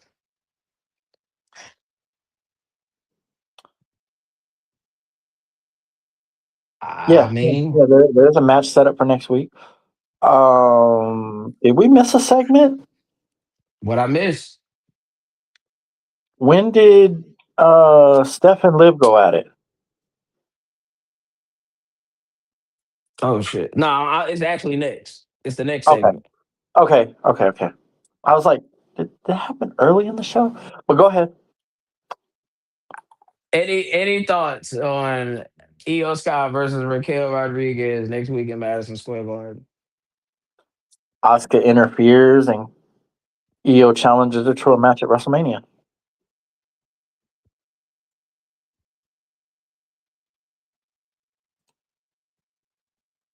Either that or either that or vice versa. Asuka challenges Io to a match at WrestleMania. Either way, that's what we need for that we need that match for WrestleMania for Io. Dog, y'all don't understand. Like I said, like, bro, I'm writing these notes out as the segment goes, like segment for segment, pausing and all this other shit. And I'm reading this back, and it's truly hitting me like all this shit that is on this show unnecessarily. Like It kind of this, seems like they were trying to throw a little bit of filler in there. I still think it was a good show, but I think they were just a little bit too much ma- filler. matter of fact, what is going on with Gunther right now is exactly why when people pitch certain angles, I always say this: I got you, but Monday night Raw, the day after the pay per view, or PLE, sorry. What Whatever. direction are we going for this Right. exact reason? Right. Because it's not the moment itself, it's the follow up. It's how you follow up the moment. And honestly, I've I've said it on the show live, and I'm just figuratively speaking. It should be almost as big as when Brock Lesnar beat the streak. The follow up to that, even though Brock Lesnar did take time off of television, but the follow up to that was phenomenal. Brock was booked as a fucking monster. This is when he Right. went to SummerSlam and he murdered John Cena. You had to. That's Anything true. else would be crazy. Anything left would be uncivilized. Very nice. Very. I like what you did there. Very fucking nice. But okay, out walks Dom Mysterio, getting ready for his match, and Stephanie La Primera No Bush attacks Liv, and they fight backstage to the Gorilla. I mean, just putting more heat on their championship match. I mean, whatever we got to do, I guess at this point. The And we word come. the word is they told the ladies to be a little more realistic with each other in that segment. That would kind of explain that damn slam by Steph on Liv. Like she slammed her pretty fucking hard. Um, yeah, according to what was it, Bob Sapp, I think is his name. They told them to go out there and kind of brawl for real, I guess. But that's just rumor and innuendo, of course. But if they did, they did pretty good with it. Even Liv, I think, even at one point, Liv yelled out, "Are you fucking kidding me?" or something like that. But either way, Pretty good segment. Continue.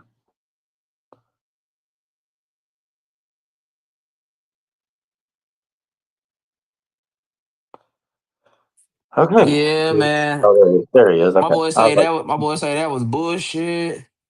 Liv got hurt. Man, look, hey, hey, man. Even though, even though they ain't been booking my girl all the way effectively, there still will be no la primera, no bullshit slander on this here program. Yeah, I ain't bullshitting. No bullshit. Liv scream for me.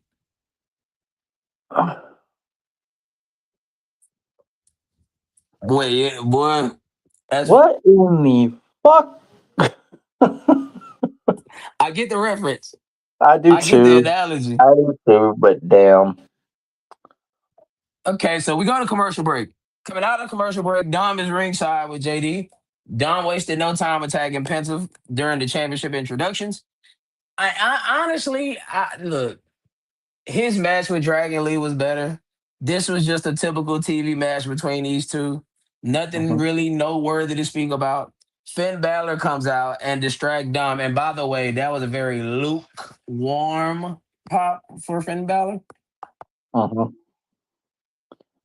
Probably would have got a better pop as another character, but If we would have held Finn Balor off until WrestleMania, but I mean, we already did the return, so we are here.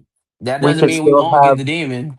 we could still have a beatdown in Madison Square Garden, a Judgment Day beatdown, which is what takes Finn to that.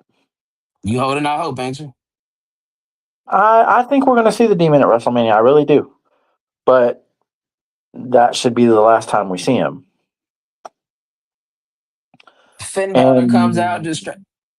if I'm not Oh, go- mistaken, was it last week that there were Finn Balor Demon logos all over the Judgment Day clubhouse that I pointed out? Was that last week or was that the week before? I think it was last last week. week. That was last week. That was last week. Yeah, right.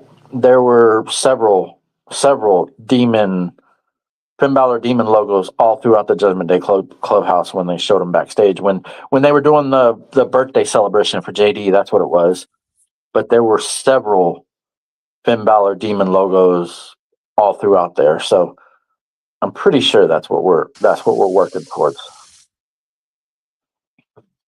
But it was definitely a lukewarm reaction. It really was. It was not the typical, or the big pop that he should have got.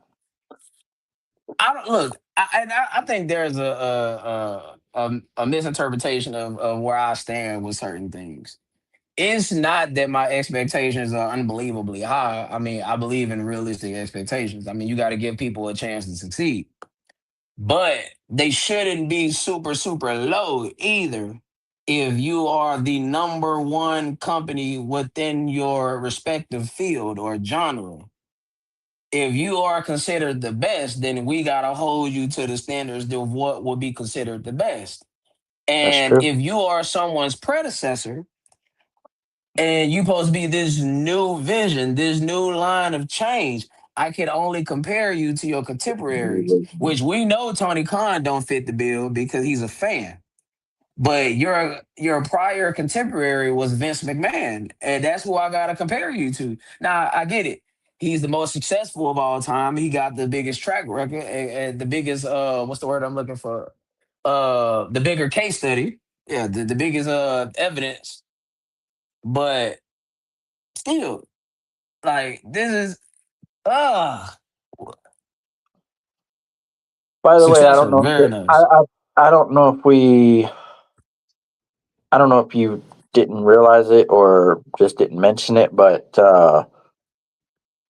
Paul Bearer's son passed away this week as well. Which is the last one, which Yeah, is Daniel, sad. Daniel, yeah, Daniel passed away. What the hell is going on in that family? Um, I mean, I don't know, but yeah, that I forgot to mention that. Oh So, yeah, I forgot to mention something else too, but I'll wait till after this segment. I mean, after the Raw review. But yeah, Finn Balor comes out, distract Dom for Penta to get the win, and this is how they're gonna further set up their WrestleMania match. right? Again, I mean, I'm down with what you got. Be down on Finn again. That rhymes. And NYC and let it push him to that place. But if he comes out at WrestleMania and he gets a lukewarm reaction as the demon, y'all, I think that's gonna be a wrap on Finn Balor in WWE. It might be. I think that's gonna be a wrap. It might be. That's yeah. I mean, to be honest, we haven't seen the demon since that, so we may end up getting a pretty hot reaction for him at WrestleMania. To be honest, I would save I would save it for WrestleMania. Like I would have Finn Balor just get beat the fuck down this week. Don't show up in Houston, and then just I mean the match gets made obviously. Okay, the match gets made, but don't have Finn show up until WrestleMania, and then have him come out as a demon. But there'll be some signs along the way that the demon's coming. But I would not have him like show up as the demon until WrestleMania. I would not, yeah, no, not at all. Because I think once the fans actually see that, I think they're gonna go fucking crazy. But maybe I'm wrong. Wouldn't be the first time. Definitely won't be the last. Oh man, you forgot Roman. Him and Roman. Top rope Roman, died. yeah, top rope broke, and then Roman alluded that he had something spiritual on his side, and yeah, yeah,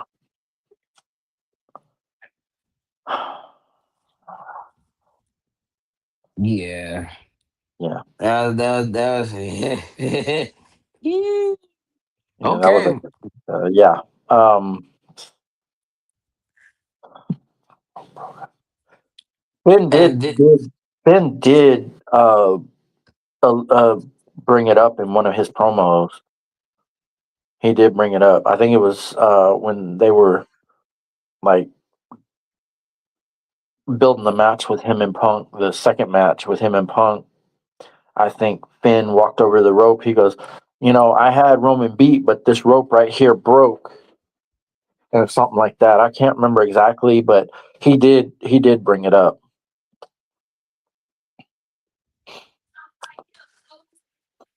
Yeah. It should be honestly, if he does bring back the demon at WrestleMania, that should be it. Like whether he gets a good reaction or not, that should be it. Nope, they never explained it. They never fucking explained, just like they never explained who raised the briefcase at King of the Ring, 1999 was it? Yeah, it was yep. 1999. Yeah, they never explained who raised and lowered the briefcase at King of the Ring 99. They never explained how the top rope broke. Nothing like that. King of the Ring 99 have been explained off camera, but not on camera.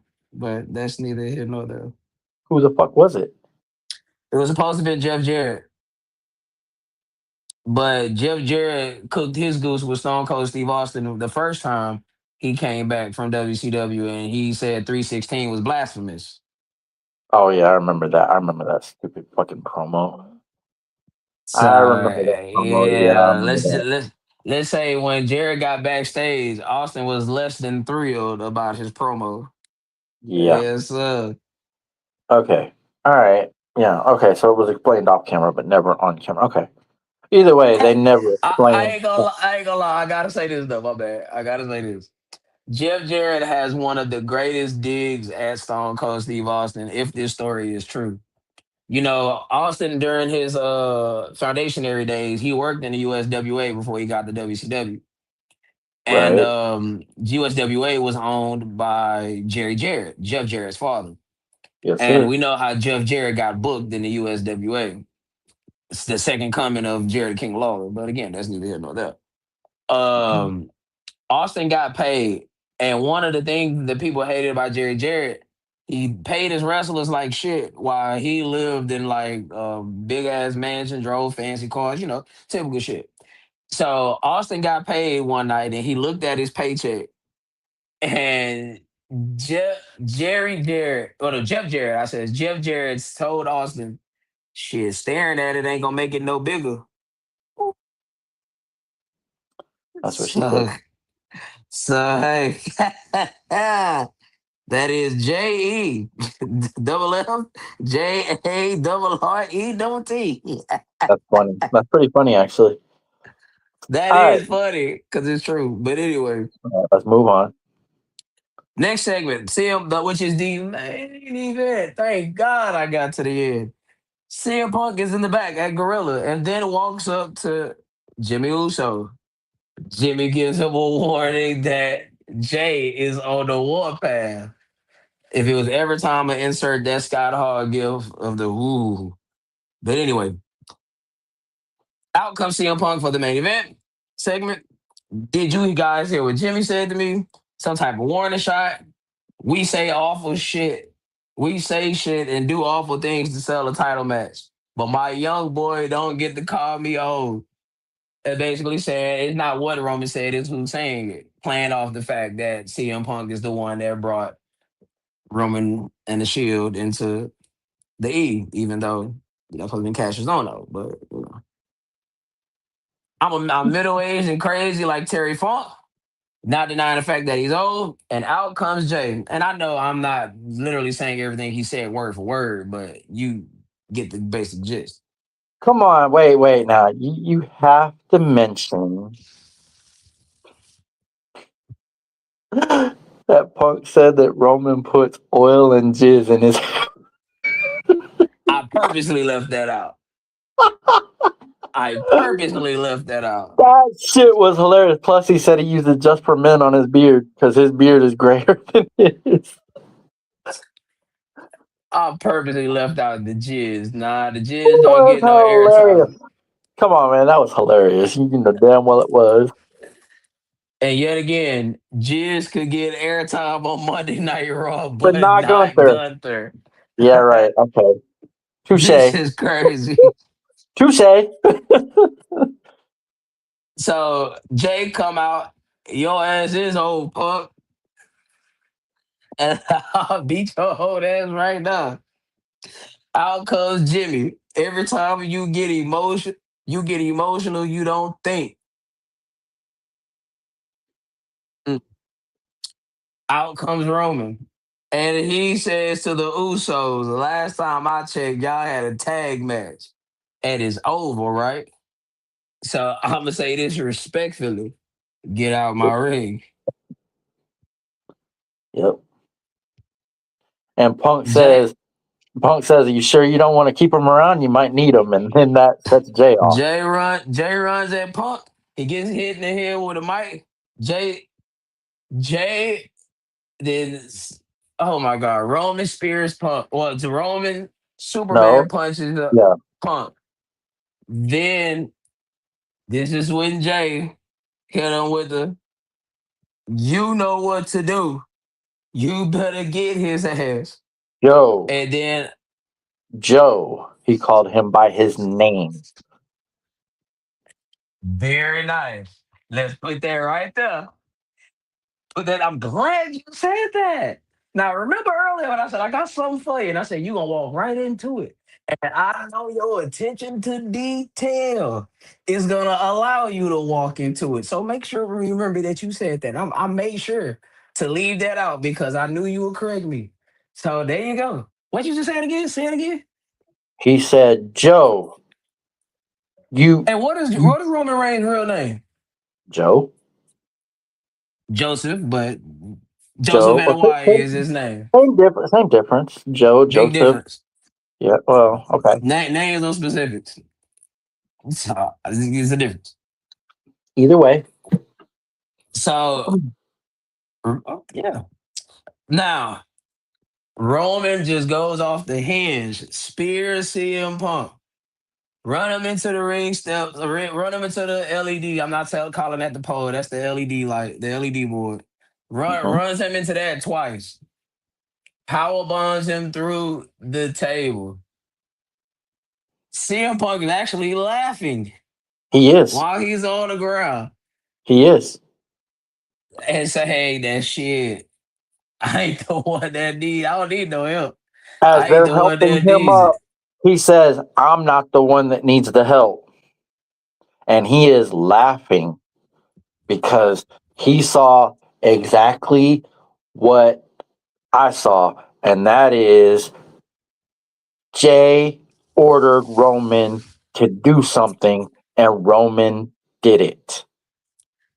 Since when does Roman Reigns take orders from Jay Uso? See, I think you might be just going looking a little too deep into it by saying orders. I don't think he ordered him. Now reminding him of who he is Mm, and what he does. no, because Michael Cole even said Jay made the call. They threw that in there on purpose. He said Jay made the call and Roman followed it. Do you really believe Roman Reigns take orders from Jey Uso? Even with that angle being shot, do you believe that? Based off those two characters and the way they're built, do you believe that? No, but Because on that same notion, Roman told them to respectfully get out the ring, he did. and it happened. Right. Well, no, they started to, but then No, they Punk got said out the something. ring. They got They out the start. ring. No, they started to, and then Punk made the comment, "Are you sure you don't want to keep him here? Because you're probably going to need him." And then that's when Jay ran around and went after Punk. And what did Jimmy do? Jimmy tried to fucking pull Jay back, and that And get out distracted. the ring. Yeah, that Jay, distracted Punk enough to where Roman could hit the Superman punch. Something else that we didn't mention earlier in the show during the Seth Rollins Paul Heyman segment, the fact that Paul Heyman threw the fucking mic at Seth Rollins was fucking hilarious, and he completely missed too. By the way, hold on real quick. I gotta get Bearded right. I don't know why the fuck his rich ain't showing. I don't know, but no, I don't think I'm reading too much into it. Honestly, I don't think Touche. I don't think I'm reading too much into it. Honestly, Touche. what I think is coming from this, and I this is not what I want, obviously, but this is what I think is coming from it. I think we're about to get the OG bloodline back together. No. Trust me, I don't want it. I don't. I'm sitting here telling you it's not what I want, but I think we're about to get the OG bloodline back together, including Sammy, including Solo, except Jay's going to be running the show.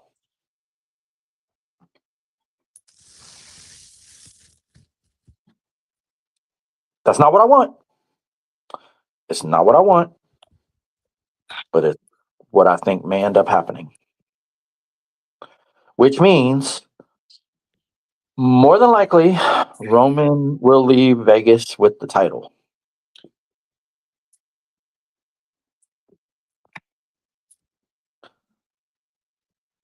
Trust me, 100%. Got you, B. I do not want that. Okay? Okay. Like, Paul, if you're watching this show right now, if you're one of the 5 people that's in here, I don't want the original bloodline back together. But I think that's what's going to happen. Love, Bearded, love, brother. Except this time, I think Jay is going to be the one running the show. Jay is going to be the tribal chief.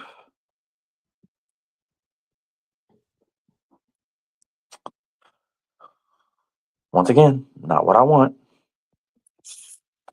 All good, brother. All good. Now, Not what I want, but I think that might be the direction we're headed. and the moment okay, if your plan is to get the OG bloodline back together, then Punk got to win. Brother, Punk has to win at WrestleMania. brother, it is not my plan. I'm just saying I'm that's what saying I I'm not think whoever's could playing, happen. whoever is the planning this. If your move is to have the OG bloodline get back together, then Punk has to win at WrestleMania. Why can't you have the why can't you have the Usos and Sammy and Solo?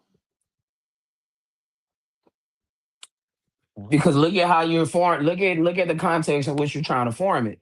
You're trying to form it with Jay calling the shot. So now you're saying that the world heavyweight champion is now taking orders from the tag champion, somebody who is clearly less than you. At least if you had Paul Heyman leading the show, you could argue Heyman is the greatest thinker in the history of professional wrestling. At He is. least you can argue that. All right, right. Okay, very nice. So you could justify that. But now you're trying to justify this is the same. This is the same motherfucker that been coming out here yeeting and running it back in the middle of the elimination chamber, Royal Rumble, all this good shit. This is the man we finna take orders from. At least, okay, it will. I'm saying what I'm saying is it makes more sense if Jay is the world champion because you're essentially saying that the world heavyweight championship is going to take back seat to a guy that's not the world heavyweight champion. At least with CM Punk for all his shortcomings, being old and everything else. At least he's not letting the title be secondary. The Okay. title isn't a backdrop. Like he Touche. is. Touche. Now that you explain it like that, yeah, you're right. Punk has to win If if that's what that's we're what doing, they're because playing now you give the OG bloodline a reason to to come get back to. full circle. Like, yeah, you have a reason. Now I'm cool with it without Sammy. I don't need Sammy. I don't need Solo. Because Solo, honestly, since Solo has been on the main roster, he's been part of a faction. Well, And, Solo, there looks like there's trouble in paradise over there because Tama Tonga told him on Friday, "You're starting to sound like Roman," and what which Jay just got told. which apparently is the popular thing with Anawas or Fatus or whatever. I look. Yeah, no. It's not what I want. And it's absolutely not what I want, but just it's where I see us going WrestleMania and beyond.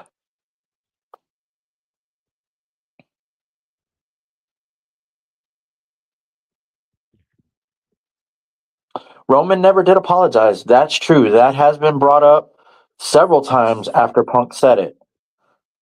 Maybe we have a situation where Jimmy and Jay are kind of talking, and I was like, man, Punk is right. Roman never really did apologize for how he treated us when we were in the bloodline. Kind of getting in their head a little bit.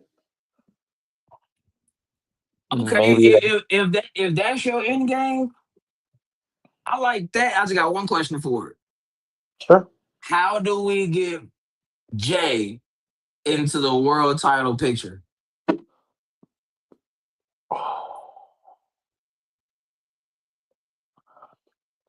This would have to be a Facts, situation. facts, bearded facts. that- Now, I'm gonna leave Tony comment up on the screen right quick. I'm This would listening have though. to be. This would have Oh, like this right here. Oh shit! All right. now go ahead. Finish your thought. this would absolutely have to be I just got in, y'all. I got caught in the rain. almost okay. If you're going to put the world title back on Jay, this would have to be almost flawless booking because if you don't and you fuck this up, that's it for Jay. He's already failed as a heel and as a face. So you like you will have to have him booked almost like Roman was as the tribal chief. If it goes this way, if it goes that way, which I said I don't want because I don't want the bloodline story to continue, but it seems to be the only thing that you have that can kind of I don't I don't want it. I don't want it, but I think that's where we're going. Sammy's already kind of shown heel tendencies on SmackDown. Solo looks like the MFTs look like they're about to break up, and then that's actually a good theory too. So what? So eventually you have Roman, but you have Roman take it from Jay eventually. Like I've been saying. Go ahead though. Right. Yeah, no. I'm down with that. I'm down with that. I'm just saying, how do we get from Roman and Punk to Roman and Jay? How do we thrust Jay back into that world title picture?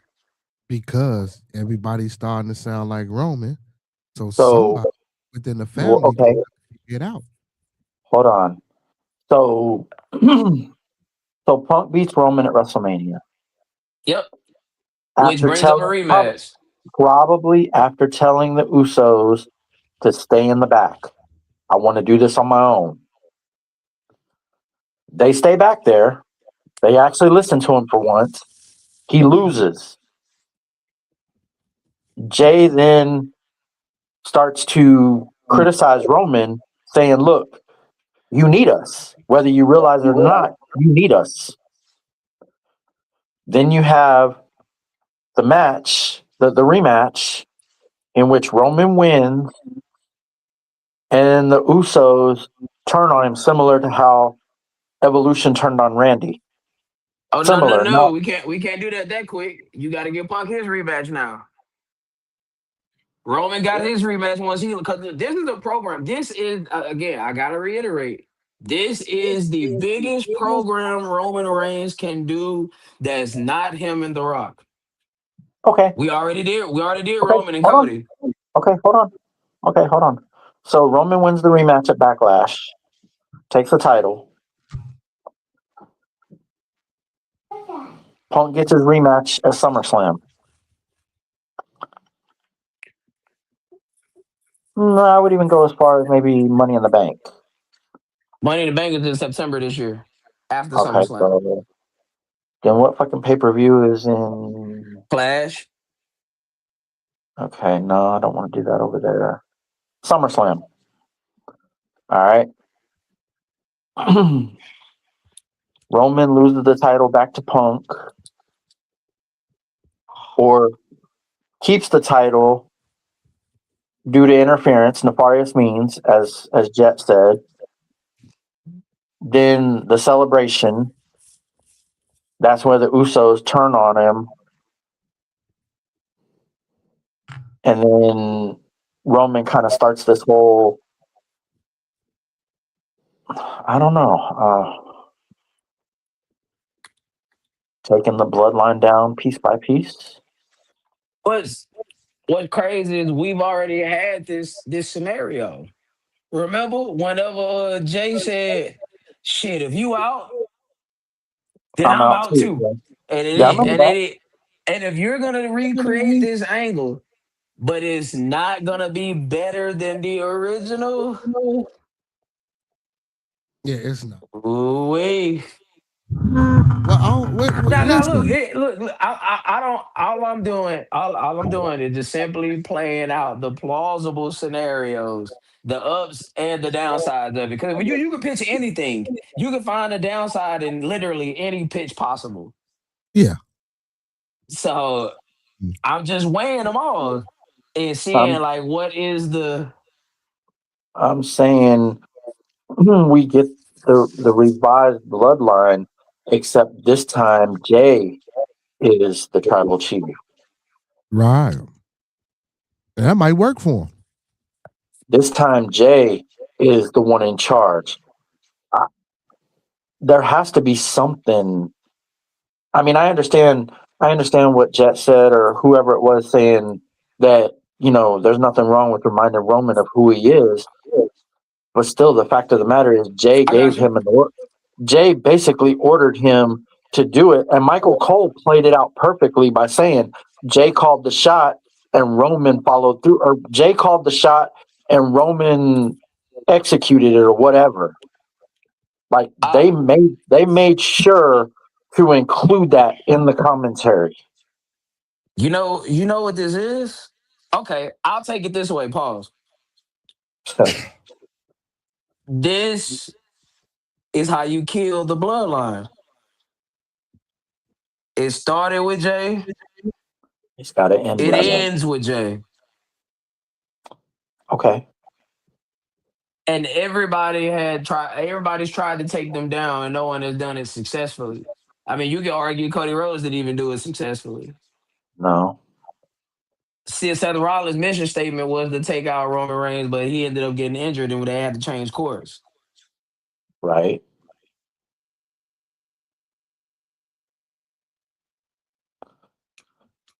Huh. Hmm. So you have Okay, I Roman. like it. I like it with I like the ending being with Jay and Roman, but no tribal combat. And this is because tribal combat it implies that we're transitioning the tribal chief label from one to the other. No. That label got to go all together because as long as the tribal chief moniker is around, that means the bloodline is alive in some way, shape, matter, or form. That means it's alive. That's why I said I don't want it, but it's just it's just what I see If coming that's the up. way we're going, I mean, I'm with it. If that's the way we're going, Punk just got to win at WrestleMania. And that, fellas, we've made it through the Raw review. But let me just point something out. Now, remember when you emphasized about Jay calling Roman Joe Mm-hmm. and how Roman called CM Punk Phil Phil. Yeah. using his shoot name, right? Mm-hmm. Hmm. What do you think about WCW in 2000? What are your thoughts? When I say WCW, the year 2000, what comes to your mind immediately?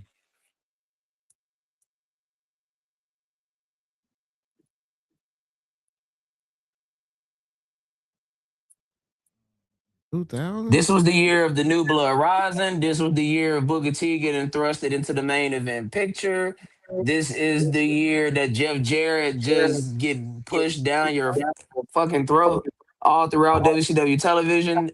This is the year that Bret Hart essentially retires. Honestly, I mean, you see Okay. him here and there, but nevertheless, we're in the middle of Vince Russo booking. What's the first thing that comes to your mind when you hear WCW 2000?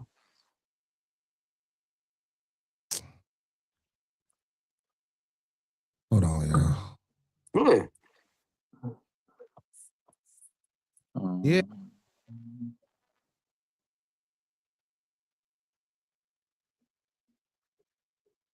Also, this is the emergence of David Flair, Stacy Keebler, and the pregnancy angle. Oh God, that was so dumb. Lance Storm winning all three of those titles and branded them the Canadian title, the U.S. title, the Saskatchewan Hardcore Yeah, I Championship. remember. I remember. I remember. This is where I think. Okay, first thing I think about WCW 2000 is they're starting to die a slow death.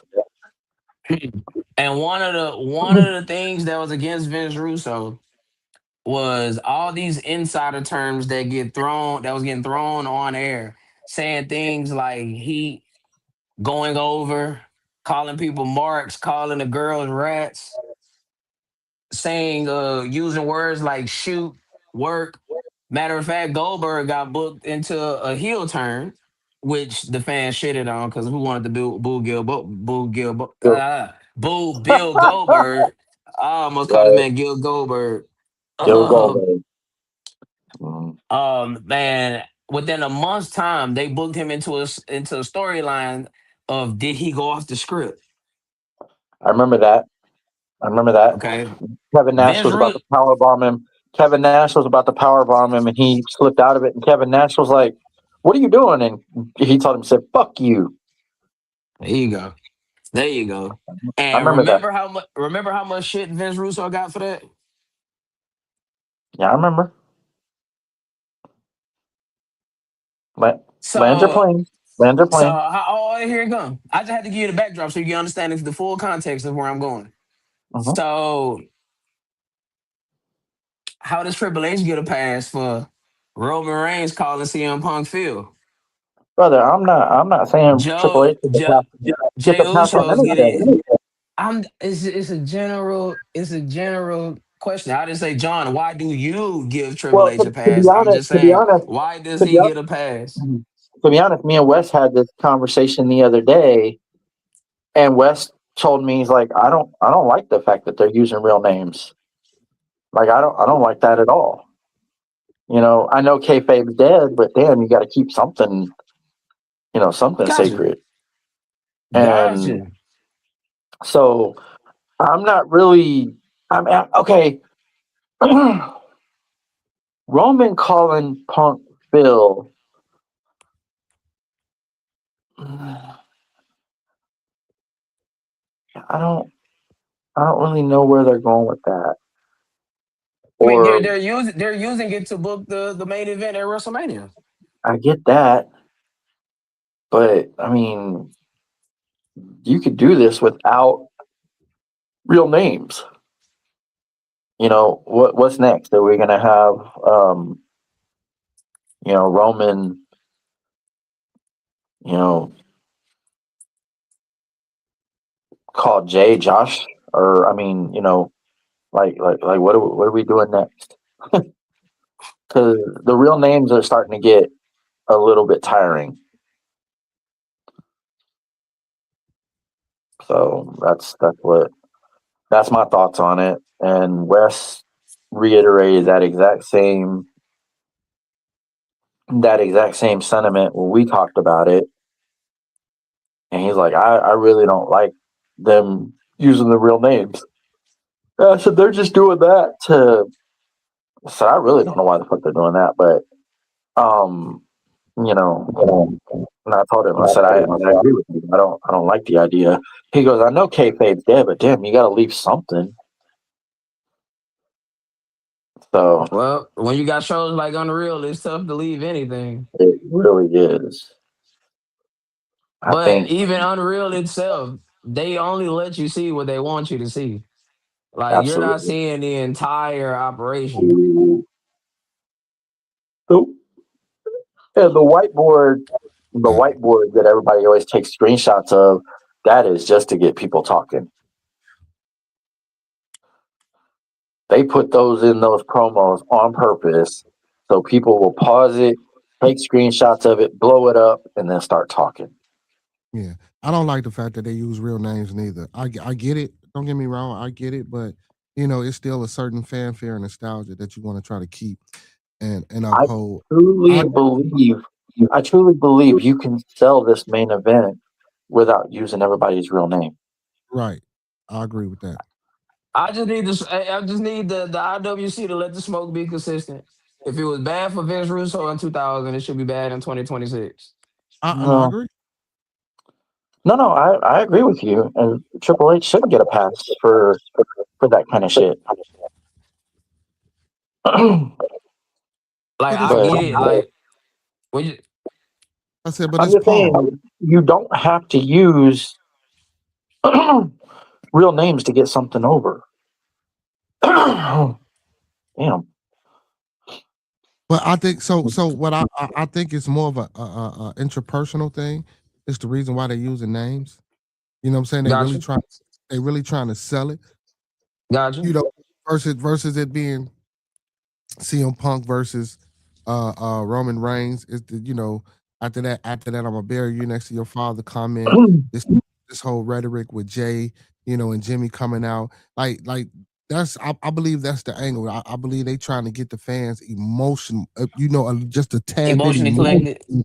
Yeah, with the what I'm saying, with the using of the real name. That's Now, see, now but I will say, if I'm being 100, ironically, we're talking about the same person, the same person that's involved in this segment. CM, one of the greatest CM Punk promos ever, besides the pipe bomb, obviously, was when him and Triple H was in that ring, and he said, "This is not CM Punk talking to Triple H. This is Phil Brooks talking to Paul Levesque." Yeah. Yeah, yeah, okay, no, okay. Well, let me say this. I guess contextually, if the story makes sense for it, then I guess it could go. I guess it could go. But with Now, that being said, Bearder, would you? Oh, no, my bad. You got something you want to add to this? no, go I'm ahead. just saying, I'm pretty sure most of us that pay attention or know read stuff about you know backstage or whatever do know that Phil and Joseph are good friends. Like they are good friends in real life. So the fact that they're good friends kind of makes this work, but they don't need to use real names to get it over. I don't think. Like Nah, so Roman does not need to call Punk Phil and Phil like Punk when he said, what do I call you now? Do I call you Roman, Big Dog? Like, what do I call you? I'm not going to call you Joe because that's a true Samoan that I respect very, very, very much. So, obviously talking about Samoa Joe, but you know, so like you don't need to use real names to get this over. They're going so many different ways with this main event because now not only do you have Punk versus Roman, you also have the fucking Usos involved. So like they're going all kinds of different ways with this main and event. and honestly, I only think the Usos is involved is because we got to do something with Jay while Jimmy is off of television. So why not give him So, a chance? So why not give him a chance to run the show? because See we if you did could get already. him. See if you could get him over as a heel. But it's the thing, like this is the interesting thing with Jay. Like we did already, like not necessarily as a heel, Yeah, but not a as heel, a but yeah. as a baby face, like fam, like I look in the world of professional wrestling, WWE specifically, your storyline, your character, your whatever you are to this television shows, it gets no better than you winning the Royal Rumble, headline or figuratively speaking, headlining WrestleMania for the title match and winning the title at WrestleMania. Yeah, I Every get that. every other story pales in comparison. So what? Okay, like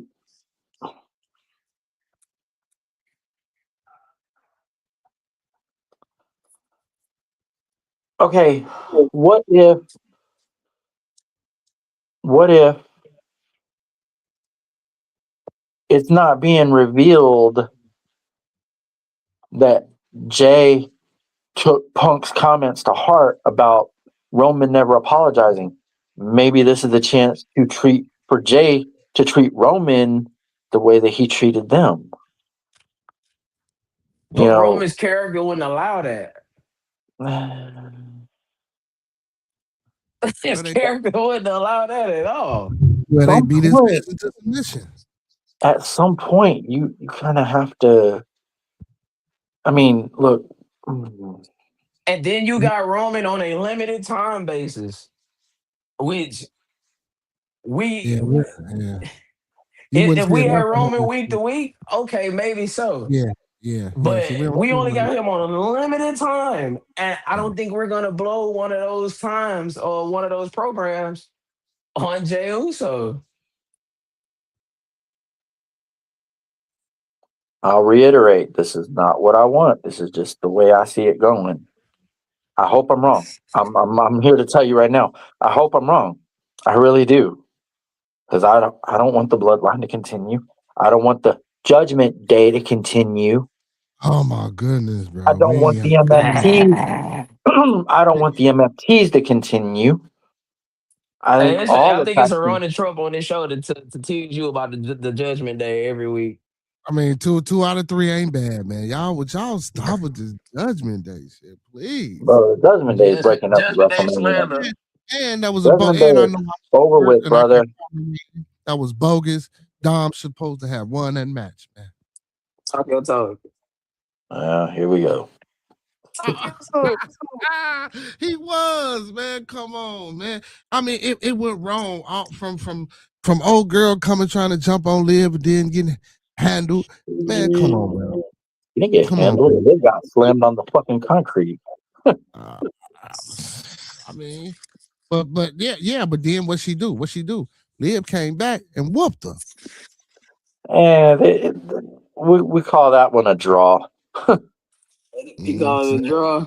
you can't call it I draw think so. cause she snuck They up on both, her. man, they both got the best of each other, which is by design. Well, no, Liv got the best of her face to face. She got the best of Liv. Ain't gonna lie, at first Liv was definitely winning that motherfucker because she slammed She my girl was, all into the she board. did, but then fucking Liv got slammed on the damn concrete. And that was kind of the end of that. Either way, it's obviously by design because they're trying to put more heat on the women's world title match. I told y'all it was gonna be the best match at WrestleMania. I told y'all already. Mm, it still might be. I mean, we haven't got there yet. All right, well, that right there will conclude the Raw review from Boston. He be too close up on my baby mom. That's funny. Boston. I ain't gonna What was lie, it? I forgot to talk about this, but I'll bring it up right now since we all three here. Paul Heyman didn't hold back when comparing himself to Bobby Heenan, repeatedly questioning why the two are even mentioned together. He bluntly stated, "I'm so sick of hearing that name." Okay, been doubling down with where in the world can you say that Bobby Heenan is even in my league anymore? Heyman resume. Heyman's oh shit. Did I do that? Oh yeah. Damn, my bad, B. I moved you over. Okay, there we go. Heyman's mocked Heenan's resume saying, how many champions have Bobby Heenan managed? Zero. You can count them on one hand. He contrasts that with his own record, adding, can't count mine on the one. You can barely count them on two. He also took aim at the idea of legacy comparisons, sarcastically remarking, he's dead. What's he's gonna do? Come back and hunt you because you told the truth? Highlighting his WrestleMania credentials, Heyman said, the only person that's been in more WrestleMania main events than me is Roman Reigns, while emphasizing his role by saying, I'm in people's corners in WrestleMania. The number is 10. He even compared himself to others in WWE history, noting who's second place? Stephanie McMahon. You know, that's the number. You know what number she's at? 3. He continued to push his dominance, declaring, I managed more champions for a longer period of time than anyone else in history. No one comes close. Heyman dismissed any comparisons outright, saying they're not even in the same universe as me, and criticized fans for honoring Heenan by adding, he said, you genuflecting respect upon someone that is dead, whose numbers doesn't even match mine. Oh, shit, man. Closing with the sharp analogy, Heyman said, comparing it to is like your next door neighbor who just hit the $1 million lottery is in the same league as Elon Musk. They're not. Before finishing emphatically, and Bobby Heenan is not in mine either. Thoughts on that? There. Wouldn't be no Paul Heyman if it wasn't no Bobby Heaton. Bobby It Heaton. wouldn't be no Paul whatever it wasn't for Dusty Rhodes. Dusty Rhodes gave Paul Heyman his first big break. He did. Yeah. Okay, But look, listen, what I'm look, saying. look. I'm talking about Okay, who gave the break. I'm talking about. Go ahead, B. Go ahead, B. I'm talking about yeah, go ahead. like Paul being a heel. I mean Paul. Bobby Heenan being a heel, Bobby Heenan being a manager, Bobby Heenan like wasn't no managers doing the shit that Bobby Heenan was doing. You feel me? I get it. He probably didn't have creative control, and you know what I'm saying, and all the other things that my boy Paul Heyman, you know what I'm saying, and got into. But I think Bobby Heenan was a pioneer, you know what I'm saying, for people like Paul to come in and do what they doing now. I mean, I wouldn't shit on him. Now, don't get me wrong. I'm not saying that his numbers or his contributions now don't outweigh Heenan, but I mean Heenan was first, so you got to pay homage to. You know what I'm saying, that's how I feel. But he right, he does, like, you know, he did Paul do his thing. What you got, John? Bobby Heenan was the best manager of his era. Okay, there was no manager back then that compared to Bobby Heenan. Paul Heyman is the best manager slash promoter slash whatever of this day and age. And really, anybody that wants to compare the two, it's a dumb comparison because Paul Heyman has definitely, you know, been in charge of more champions than Bobby ever did. I mean, but the thing is, you still can't take away what Bobby Heenan did in his time as a manager. I mean, I've never seen Paul Heyman go into a match against anybody and then put on a fucking weasel suit afterwards, you know? But, I mean, Bobby Heenan was actually a wrestler, Mm-hmm. not, he was actually a wrestler. Um, Paul Heyman is not. Paul Heyman can take the occasional bump, but Bobby Heenan could actually get in the ring with somebody. So to compare the two is kind of ridiculous because Paul wasn't around during Bobby Heenan's heyday, and Bobby Heenan was an announcer when Paul was doing the ECW thing. Mm-hmm. So to compare the two is just dumb. If you're comparing them in just the category of being a manager, it's a pretty relative comparison. But if you go Right. on by total body of work, then there I mean, isn't a God, but comparison. no, there isn't a comparison. Paul Heyman is the man. Like Now, Bobby Heenan never ran his own television show. Bobby Heenan never, did this or that. Anything that Paul Heyman did, Bobby Heenan didn't do. All Bobby Heenan ever did was he was a wrestler and a manager and an announcer. That's it. Paul Heyman did all that, except he wasn't a wrestler. He can take bumps, but he was an announcer. He was a promoter. He was a manager. He's an advocate. if you He, go uh, either way, the needle still points to Paul Heyman oh because yeah, absolutely, yeah, true. Paul didn't take absolutely, bumps. Paul wasn't a wrestler, but in his field, he's the greatest to ever do it. absolutely. Now we're we're this is part of the problem of debating any greatest when it comes to scripted programming because it was literally scripted for Bobby Heenan to not manage any champions or anything like that. Hmm. But um honestly, I this is gonna be a hot take, but I'd probably take Cornette over Bobby Heenan.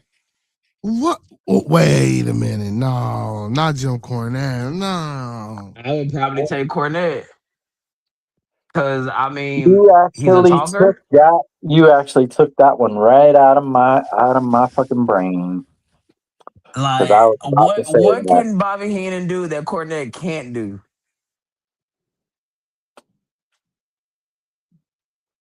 Just saying. I Wrestle. mean, Very, very Wrestle. true. Cornette took bumps. Cornette was in matches. Cornette blew out both his knees in the scaffold match when Big Boss Man ain't catch him. Yes, sir. Yeah. So, I mean, That's Jim gonna be number one. Cornette, He shouldn't Jim have been in Cornette that been match. fucking. Oh, well, that's you gotta tell Jim Crockett that. But I think it's the time. But I like just saying to for anybody to want to compare the two is just is dumb because I, I don't know. I don't believe that you can even compare the two. So, but bring it on. yeah. Hello. Bring it on. Hello. We gotta get some type of jingle for this. Yeah, I've been trying to find. That's my. I got it. Don't worry about it. I'm searching and looking high and low. We're gonna get it in. I'm gonna get it. I'm gonna get it. I'll be honest. Hold on real quick. I kind of like using my phone as opposed to my laptop. Oh yeah. I actually If like you- using my phone as opposed to my laptop. So I might I might just continue doing this, and then when I get a tablet, I'll just use my tablet. Yeah, brother. I ain't gonna lie. I love this tablet here. Let me see right quick. Uh no. God damn it. I gotta make sure it's the right one. Hold on. What line, brother? No, Hmm. no. Hold on. Scroll. Oh yeah, I have been sitting on this in 2 weeks. That's right. You were supposed to. Yeah, you said you were going to save that other one for this week. Yeah, yeah. So let me ask y'all a question. Okay. Oh I wait, mean, hold that's on. the Is that question of the time week. for quick question? Question of the week. Sponsored by No no one. one. Unsullied by sponsorship since 1989. Thank you, Dr. O'Neill. Sure. Okay. Question of the week. Oh, that's my bit. That's my tribute to Inside the NBA. I know. I know what it is. Who EJ is Lido the side of the night. who is the most important, not the best, but who is the most important wrestler in the history of WWE?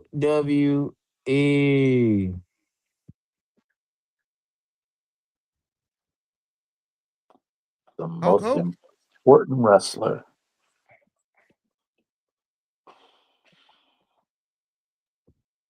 Mm, mm, mm, mm, mm, mm. I'll lay out Bearded, and let y'all have it. Bearded, you realize no matter what we say, he's going to say something else. No, there's been times I agree. We already know. We know that, John. We know he gonna. We already. Uh, Fact, Tony. The most important WWE wrestler. Shit, I'm gonna say Hulk. I Mm, kind of agree with that as well. Because without Hulk Hogan, wrestling doesn't take off in the '80s Yeah, and because that was his. become what it is. Yep. So Hulk Hogan, yeah, I mean Stone Cold's another one because I mean Hulk Hogan spearheaded the Attitude Era, and then John Cena, kind of took so out of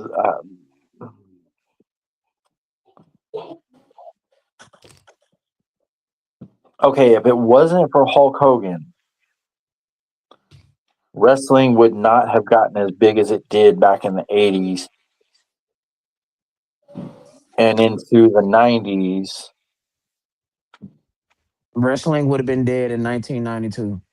Wrestling would have been dead in Especially, 1992. and well, matter of fact, let me be way more specific. The WWE would have been dead in Well, hold on, 1992. hold on, John. He gave us our options, John. I didn't even see that. He gave us No, options. no, Just No, that no, wasn't no, no. him. That wasn't me. That wasn't me. That was Jet. That was Jet. I just yeah. I was oh That shit. He was got Jet. That's why I went through all of them. I said Hulk yeah, Hogan spearheaded shoot. the 80s into the 90s. Stone Cold spearheaded the Attitude Era, and John Cena spearheaded everything after that. Yeah, but So what about y'all? What happened to what happened to Triple H? I'm just letting y'all go at it, man. I'm gonna chime in here in 1 second. Man, we ain't talking to you, man. This is me and John show now. We go. Go ahead. Go We ahead. already know he gonna say something crazy, John. Watch he say something like he gonna Triple H, and then we gonna be like, you know what? I don't know if I would say Triple H is the most important. He running the company now. He's running the company now, but like think about it. It wouldn't even be a company for him to run. Wrestling would have been dead in 1992 if it wasn't for Hulk Hogan. No, no, I'm saying that's with Hulk Hogan. No, that I'm saying with Hulk Hogan. Wrestling, all Hulk Hogan did was extend wrestling from 1984 to 1992. After 1992, wrestling would have been dead as a whole. The wrestling industry, period, no matter if you was in WCW, NWA, whatever, it was down across the board. Ticket sales, TV ratings, every pay-per-view buys, everything was down the toilet between 1992 to 1996. So when did Hulk reinvent himself and come in as Hollywood Hogan with the NWA? That was 1996, July 1996. 7, 1996, to be He, more again, specific. he came back No, and he he signed with WCW a year earlier. And yeah that he just never lasted came until back. 1995 Right, but he before fans still, started shitting on this. oh yeah, fans started shitting on him just like they did in WWE, and he So, had to do so something. going so going to WCW just bought wrestling an additional 3 years, I guess, if you want to say Mm, that. Because yeah. once we got through the Hogan and Ric Flair program, which was his literal first program in the company, everything else was downside from there. Okay, so what you're saying is in two Great different American Bash situations. 1995, anybody? Man, the NWO was the best thing to happen to wrestling, man. It was. I hear you. It definitely was. NWO was the So best what thing to you're happen to saying is Hulk Hogan spearheaded two different eras. Is what you're saying. So yeah. it's gotta be Hogan. But no, no, no. Once Hogan leaves the WWE, he's no longer fit for this question. You can't Oh, count Right. that's what he true. did in That's true. WCW. That See, that's that's why I Yeah. say true. who's the most important to Even wrestling? though Who is even the though most important to WWE owns WWE? the okay, okay, okay. Wait, are you Okay. saying hold on. Are you saying WWF, WWE, or are you saying WWE because WWE didn't actually start until 2002? Okay, WWF, So WWF, the World Wrestling Federation Entertainment. okay, all right. Hope Could be. WWF. I know how you are, you tricky motherfucker. Anyway, I think it's Hogan. I think it's Hogan. All right, so Beardy, you going with Hogan? I said Hogan first. All right, all right, all right. Here Gonna we go. learn today. Here come the foolery, Here we go. Jacob. What Here's the about bullshit. what about this guy? Here come J Dub. Here I'm it just gonna come. read something to you. I'm just gonna read something to you. Cause y'all said a lot of names, but this man's name did not get mentioned. And that is politically insane. Hold on. You better not say no Macho Man. Who was that? The Bret Rock? Hart is the most important wrestler in WWE history. He Hell, made HB. Wait, hold on. He made HBK. That is a fact. That is a fact. That is mm, an undisputable fact. He mm-mm. made Shawn Michaels. Without bro, without without the boyhood dream comes true, there is no Shawn Michaels as you know him. But I'm finna take. But see, for me, I was rocking with Shawn Michaels before. Well, we talking WWE because y'all because Shawn Michaels. But Shawn Michaels is most known as the Heartbreak Kid, Yeah, but true. and that But me, my thing is, I loved him when he was with the Rockers with Marty Jannetty. That was me for me. That's the best Shawn All right, Michaels for me. all right, bearded. Let him land this plane. and, and some people like Austin whenever he was with the Hollywood Blondes, but Stone Cold Steve Austin is the more popular version of Steve Austin. I would agree. He made and Bret Hart made Stone Cold. That is a fact.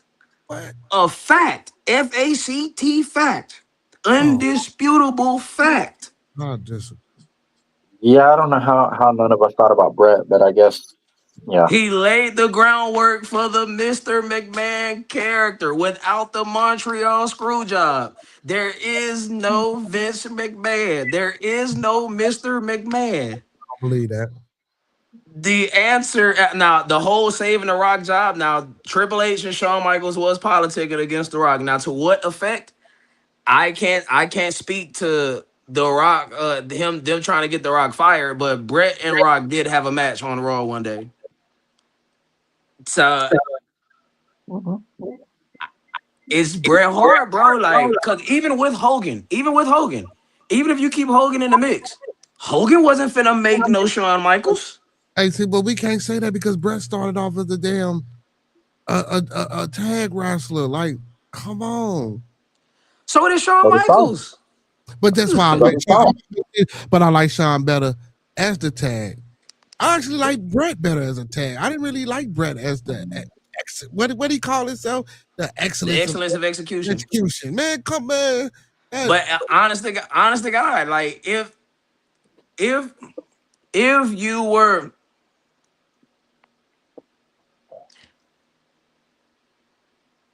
I feel you. I feel you. In terms of business, Brett didn't move the needle as much as a Hogan, right? of course. Now, but Hogan did not make nobody. That's the thing, though. Hogan only made himself. He's never made nobody. You can't point to one single solitary wrestler that he made. He didn't make Rick Rude. He didn't make Savage. He didn't make Roddy He Piper. wasn't worthy. What? Piper was. I was Rick Rude. Oh, Randy Savage. Now Piper, I'll give you Piper.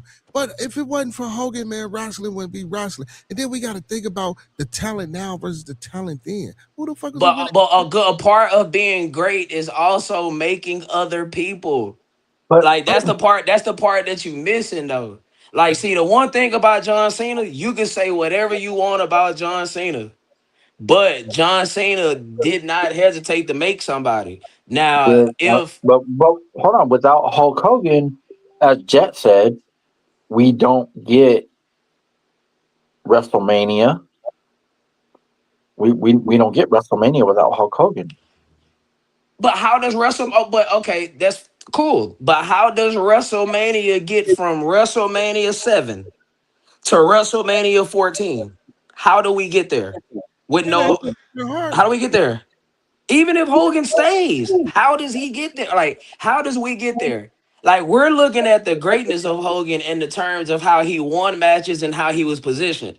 Great. But we're not speaking to him making other people.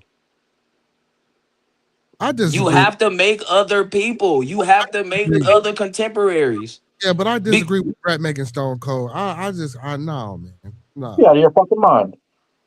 no, hell no. You all out of I'm your gonna say fucking mind. is, all I'm gonna say is this: if Austin is gonna be regarded as the greatest WWE superstar of all time, he can't get there without Bret Hart. If Shawn Michaels is gonna be regarded as one of the greatest wrestlers in WWE history, the way he's positioned, it does not happen without the boyhood dream coming true. No matter how overrated you think that match is, or the Montreal Screwjob, his entire program with Bret made him what he was. If you I do Sean, but I can't do Austin.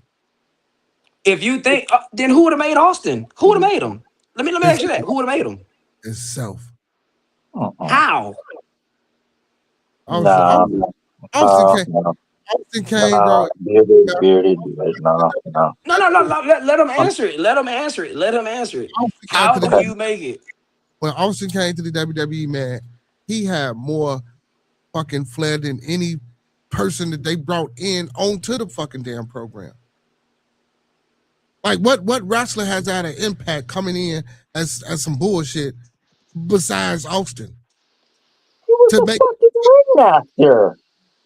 you missing what I'm saying. What? Go ahead. But from the Go ahead, bro. ringmaster, right? We get Austin. But what other wrestler has came in and did what Austin did, coming in from a bullshit ass persona? And what Brett didn't do that. I'll say Triple H. Triple H came in as a blue blood, as a blue Mm-hmm. blood. Pretty Mm-hmm. much his John Paul Levesque character from WCW. I like And that. then he transitioned that into the game. Mm-hmm. I say that. If it was not for WrestleMania 13, Stone Cold might not have took off the way he did. Brett put Austin over big time in that match. They The had one of only a few double turn matches that ever actually worked. They had the best double turn ever. Best double turn ever. But the point I'm making is they've tried the double turn before and it doesn't always work. Mm-hmm. And everybody like the two of the five best people to ever come through WWE, you wouldn't know them how you know them if it wasn't for Bret Hart. And if you're gonna say on one hand that Vince McMahon is the greatest heel to ever come through WWE, which I'm not arguing that. Matter of fact, I got him regarded as the greatest heel of all time throughout the history of professional wrestling of any kind. Mr. McMahon, Mr. Yeah. McMahon, you don't get there without Bret Hart. You don't get there without him. Brett screwed Brett. Like, yeah, true. He didn't have a longer run on top than Hogan, but let's be honest. Hogan's run on top truly was what, 7 years? 7? Mm-hmm. 1984 to about 1991. And yes, Bret Hart did not do good business, but the wrestling business as a whole did not do good business from 1992 to 1996. I'm not going to change my answer, No, you don't have to. It's just something to think about. but I I see what I see your I see where you're going. It's just something to think about. Well, I mean, at first I I disagree. honestly think Hogan was more important than Bret Hart, but I do understand what you're saying. I do understand what you're saying, and I definitely agree on some of the points. I do. All I know is there's 4 years that will be unaccounted for between Hogan 1992. leaving the WWE and going to WCW and the NWO being created. Hogan left in '93, signed with WCW in '94, and then in '96 turned into Hollywood Hogan. And while Skinny that Lou. was going on, Brett was making Shawn Michaels, Stone Well, Cold. No, well, no, well, I get well, you. well, Tony, this is what I got to say about that. Bret Hart was the first person to ever give off the implication that Vince McMahon owned the WWF. Before then, no one knew that on television. Like, yeah, all the smart fans knew that, but on television, We No one gave off fucking that knew Vince that. owned the company. We fucking knew I that. mean, we knew that. You We knew. knew that because you are a hardcore fan. But I'm saying to the people who wasn't in as deep, you And didn't they know that on television give you that. Well, until no, Bret Hart Brett let is that the be one. known. Brett is the one that did kind of let the cat And out of the bag on that one. But it's one of those like, oh, okay, and tell us something we didn't know. But some of your points I definitely agree with. And I'm sorry, Bearded, you're crazy out of your With the mind. Austin, I still say you're wrong, but He if it was not for that WrestleMania 13 match with Austin, I don't believe Austin's character would have progressed. I do. Don't believe it would have progressed without that match. I do. Because Nope. Austin never gets turned face. Austin never gets turned face. He Well, And continues. Austin really ain't a face though. true, he by his actions and mannerisms, he's not a face. You are 100% correct about He that. ain't no Stone face. Cold Steve Austin is a heel by birth. Okay, he was born to be a heel, but he was a fan favorite because the fans clung to him. Relatable. But Facts. that Relatable. does There you go. not happen without that match against Bret Hart. I don't think so, man. I think it do happen without that. D Black. D Black. No, I no, think Austin just got too much charisma, man. Like, bro, no. like, Okay, I, okay. I got a comparison for you. And I'm sure you can understand this. Austin still had that same level of charisma, passion, and actually was a better worker when he was in WCW. Now we know why his work diminished in the WWF. I mean, he broke his neck. I mean, he couldn't be the same person. mm-hmm. Now, look what happened to him though. Politics, Hulk Hogan, Ric Flair. These people, well, more so Hulk Hogan. These people was not gonna let Austin be bigger than this. If Shawn Michaels don't go away, if Shawn Michaels don't get injured the way he did, and Shawn Michaels stays around, if he never loses his smile, shit, we Huh, never get Austin and Brett to begin with. that's true. Shit. And man, by the way, this is another feather in Bret Hart's cap. He's the first person to be a baby face in one country, a mega face, and a heel in the other. Now, Bruce did say that it wasn't planned like that. That fell in our lap. That just so happened to work that way. Uh-huh. So he ain't gonna pass it off as is well, we meant to do that type of shit. I mean, it happened. But he was the first to get that done. Hell, the WWE wouldn't have made it through 1997 without Bret the Hitman Hart. Shawn Michaels was too peeled out of his mind by then. Shawn Michaels was Shawn in 1997. He wasn't who you know him as today. Mm-mm. Yes, No. sir. Like I said, I'm not going to change my answer, No, but no. I do agree with several points that you made. Shit, And I ain't gonna to be lie. honest, to be honest, That's we never got Hogan versus Brett. I mean, in we neither got it in company. We got it in WCW. Well, no, we never did get it, did we? No, we Nope, in didn't. neither company. Nope, we never got Hogan versus Brett. Well, okay, Jet. This is not Hogan WCW. This is WWF WWE. I mentioned that earlier. And he said, "Well, Hogan's run with as Hollywood Hogan happened in WCW. We're not talking about WCW, but uh, no, I agree with several points you made. I still think Hogan was probably the most important because without Hulk Hogan, we don't get WrestleMania. But at the same time, Let's not act like WrestleMania was just this global phenomenon like you know it to be right now. It wasn't. There's a reason, bro. I'm saying this. There's a reason why, and Hulk Hogan was not the reason. There's a no, reason why they went from going to Toyota Center, then going to Enron Field and Reliant Stadium. There's a reason why WrestleMania now are held in ballparks and stadiums. some boys just called that shit Enron motherfucking Field.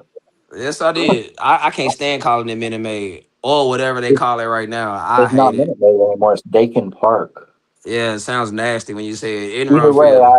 it's always going to be Minute Maid to me. But either way, that's neither here nor there. But Facts. um, it's just the fact that you called it Enron. I mean that's what it started out as. So Show yeah, you how old I am, cause it shows my hey, age. I left Houston in '99, and they were building Enron Field. So either way, um, no, I definitely agree with some of the points you made. I still think Hogan was more important than Brett. We can agree to disagree because that's the beauty of the show. Oh yeah, Um, I'm never gonna give the popular answer in most scenarios. well, I called it before it even happened. I said me and Bearded are going to agree, and you're going to say something else, which didn't disappoint. Well, I mean, it Um, depend. It depends on what you asking me. Like, if you ask me if you're asking me what's the greatest match in WrestleMania history, I'm sure we all would agree WrestleMania 25, The Undertaker and Shawn Michaels. I'm sure we'd all agree to that. that's one of them. Or Bret Hart, Stone Cold. I'm sure we'll agree on that. It's one of That's those two. one. That's one of them. So I mean, it just I'm depends on sorry. what's getting asked. I'm always partial to Savage Steamboat WrestleMania 3. So but that's because I'm an old school fan. But either way, without Hulk Hogan, WrestleMania does not happen, and WrestleMania does not continue through what WrestleMania 2, WrestleMania 3, WrestleMania 4, WrestleMania 5. Hogan left what after WrestleMania 9? He left full time after WrestleMania 6. No, did he leave after Warrior? Well, I'm saying like full time, like being there all the time, week after week. That was after WrestleMania 6. He got on his Brock Lesnar shit for WrestleMania 7 and 8 and 9.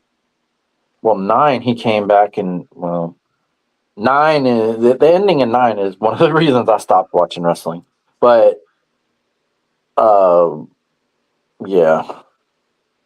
But I mean, Hulk Hogan. Hogan didn't even make Sid vicious. Come on. Speaking of Sid Vicious, he's the newest member of the Hall of Fame. Hey, quick trivia question. Who was the first person to take a power bomb from Sid Vicious after his gruesome leg injury? Hmm.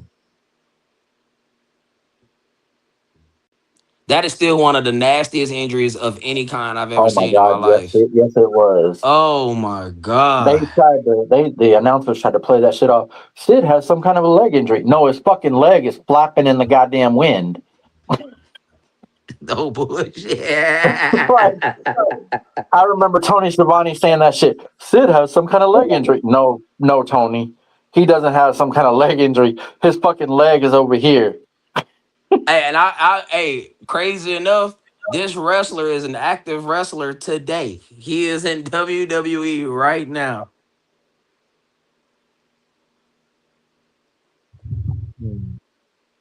Who was it? A premier character too. Motherfucker, will you just say who it is? Sammy fucking Zayn. Uh, It was Sammy. Sammy fucking Zayn. It was Sammy that took the power bomb. He was the first one to take a power bomb from Sid Vicious after his leg injury, bro. I blew my fucking mind when I seen that. Psycho Sid, yeah. I mean, he was on the Indies, but nevertheless, I mean, obviously, right? If we're talking about 1999 and Sami Zayn, Right. or did that happen in 2000? I don't remember. But One of yeah. those months, one of That those years, one of yeah, those that months. that that injury is probably one of the worst ever because it was actually like live. He come off the damn middle rope. That, It yeah, was January 14th, 2001 when he broke his leg. like he So fucking yeah, that's he about was right. trying to do. He was trying to do. I think he was trying to do a middle rope uh Boot. fucking no double axe handle, and he fucking just his leg just yeah. Tony Schiavone. Sid's got some kind of leg injury. Yeah, he does. No shit, But genius. yeah, no fucking shit, genius. You're Man, you're 2 for 2 on your Captain Obvious shit, especially with your announcement that Mick Foley was winning the title that night. talk your talk. Oh shit. I did not Yeah, mean to do but that. yeah, yeah. You don't want to bring that back up. Nah, not at all. But anybody got anything else they want to add to this before we get up out of here? No, sir. Your question of the weeks, they really fuck with my mind sometimes. I'll tell you that. I love it. I love to hear it. They it's doing exactly what it's supposed to do. I love to hear So it, man. I mean, keep it up. it's Keep just it up. conversation starters. And if you want to sponsor, if you want to sponsor question of the week, and you got a question, hey man, if you got my info, just shoot it to me. Hey, and we can definitely talk about it. Bearded brother, promote your channel before we get up out of here. Hey, Well, listen, hold on. man. Let me. Oh Wait, shit, my Go bad, ahead. B. Go ahead, John. Go ahead. Can we have somebody else other than Bearded make a donation to us? I don't care about what. I don't care about that. Hey, cuz What? I'ma stand out there on the corner with a sign. Start panhandling. Please donate here. Will podcast for food. Trust me, Bearded. We appreciate it. We do. It just all 3 donations that we've ever gotten have all come from you. Hey man, you keeping the show alive and well, brother, and I appreciate Yeah, that. I mean, hey, people donate to me, so I spread the I'm love just back. saying he did another donation tonight. My nigga. Hey, I blew it for you. Hey, pause. all right, Bearded. The floor is yours. Promote your show, Promote your brother. channel. Hey, man, listen, man. Every Monday through Sunday, man. If y'all want some good conversation, man, some good understanding, and also some fun times, man. Check me out. Beer the Conversation, 9 p.m. Central to 11 p.m. Central Time. Sometimes we go over. But hey, man, we create goodness and wholesomeness and genuineness, man. We a family. So make sure again check me out Monday through Sunday, 9 p.m. Central to 11 p.m. Central. And please drop in because sometimes your boy be on the panel. I was on there 2 nights ago. And we Oh, had us a nice little conversation for like an hour and a half. hey, I'm gonna jump in there with him one night. I'm gonna do it one we, night. we see it. Me, look, me and Nike fan, man. We damn near came up with a whole new goddamn. Yeah, man. Hey, I do that shit. Like Yeah, relationships, real like life shit, anything. I talk about it. yeah. Relationship realities 101 coming soon, y'all. Yeah, with the good, beautiful doctor, Nike Fam Amazing one. Yes, You sir. hear me? And Dr. D, you hear me? Pause. Pause. No, because Pause. it's for the women. So Dr. D, Dr. D, now pause. I give the ladies what they need. You feel? But yeah, make sure y'all check my boy out, man, over there, Bearded Conversations. Shout out to everybody that's been in the chat. Shout out to my boy Jet, man, been engaging and all that, man. Say a prayer for my boy, man. We all need him. Yeah. Jet D Black, hit that like button. All y'all hit that like button, man. Make sure y'all come over here and mess with us, man. Hey, you ain't finna get no better understanding about anything and all things wrestling than right here on 2 Hills. My bad. Now 3 and sometimes 4 Hills. STS. Yeah. Oh We are yeah. here. Yep, that's right. We are here every week like we like to do. And we need to get back on those West. I need to start bringing that back. But We need to do that. And at some point, we're gonna get on Twitch, and TikTok, man. We need to set this shit up. TikTok. Well, Uh no, you gotta TikTok, go live first. Yeah, I don't think yeah, you can stream. TikTok's a little bit. There's a little bit of red tape involved, Yeah, but yeah. Twitch we could probably definitely do. Um, we could possibly get back on Facebook. There's several platforms that we could go through. Yeah, well, like so when I go live every night, I go live from Facebook, Twitch, and YouTube. This boy got like 3 phones and shit sitting here. Well, no, Stream that. I got 3 computer screens. Oh well, that Damn, I too. ain't know that. Yeah, yeah. I got one here. I got one over here. I got one here, and one in the middle. And actually, I got 3 phones. That's what I just said. 3 phones. Three So my phones man got wrong. 3 phones, Yeah, three yeah, phones and 3 screens. Like damn, yeah. But either Three way, phones, Tyrone. But with uh, that being said, you can ladies and call him a gentlemen, Tyrone. you stupid. Ladies Right. and gentlemen, boys and girls, children of all ages, STS proudly brings to you its 6-man tag team champions of the world. I am not the road dog, Jesse James. That is not the badass Billy Gunn, and Billy don't look nothing like X Pac Shit like them. or Six Pack. If you whichever way you like them, pause. And if you ain't down with that, we got 2 words for you. Fuck off. Fuck off. I like that. I like that. Yes, sir. Yes, sir. But make sure y'all check us back next week. Same heel place, same heel channel, same heels. Yeah. And That's right. make sure y'all look forward. Make sure y'all look to our show coming out of WrestleMania. Our fourth heel will be here. 2 dubs. Yes, indeed. After every major Yeah. show, we're gonna have a 4-man panel. So after Oh yeah. every WrestleMania, every SummerSlam, Money in the Bank to me is a major show. Survivor Series, Royal Rumble, the major five, the five to stay alive. We The like a classic Survivor Series five, baby. team. Hey, you know something I want to do? Can we one day try it out or talk about it, y'all? Like maybe bring up someone out the audience to ask us, Yeah. maybe ask us a question, or We've had maybe D Black on here too. answer like have a chat segment where they either ask us a question about wrestling or they either answer, what I'm saying, one of the questions that we talk, or a segment of one of the questions that we talking about, to get the fans more, or So you to get the mean so you mean instead of typing out in chat, we actually bring them in and they can ask their question live? yeah, Shit, I like it. I'm yeah. down for it. All right. Well, I'm we'll have down it for formatted. it. Give us about 2 weeks to work out the details, and we'll have Mm-hmm. it. So that Yeah. way it could be smooth sailing. So Absolutely. That's not a bad idea. That's a good idea. matter of fact, that's a way we could promote our 4-man panel. Let's do it that week. We'll Mm-hmm. have 4 different people on here. So that way Mm-hmm. they can get 4 different perspectives There you Hmm. go. and give you All right. something to look forward to instead of along with question of the week.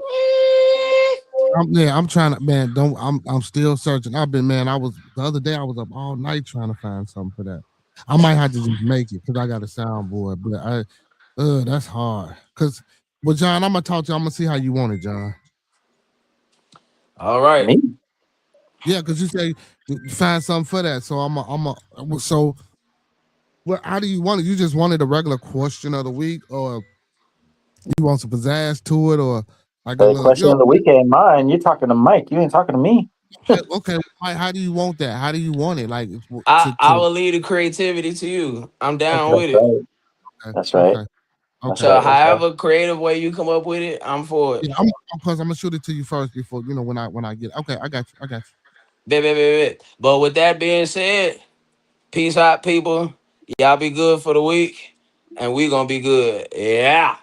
Yeah. Yeah.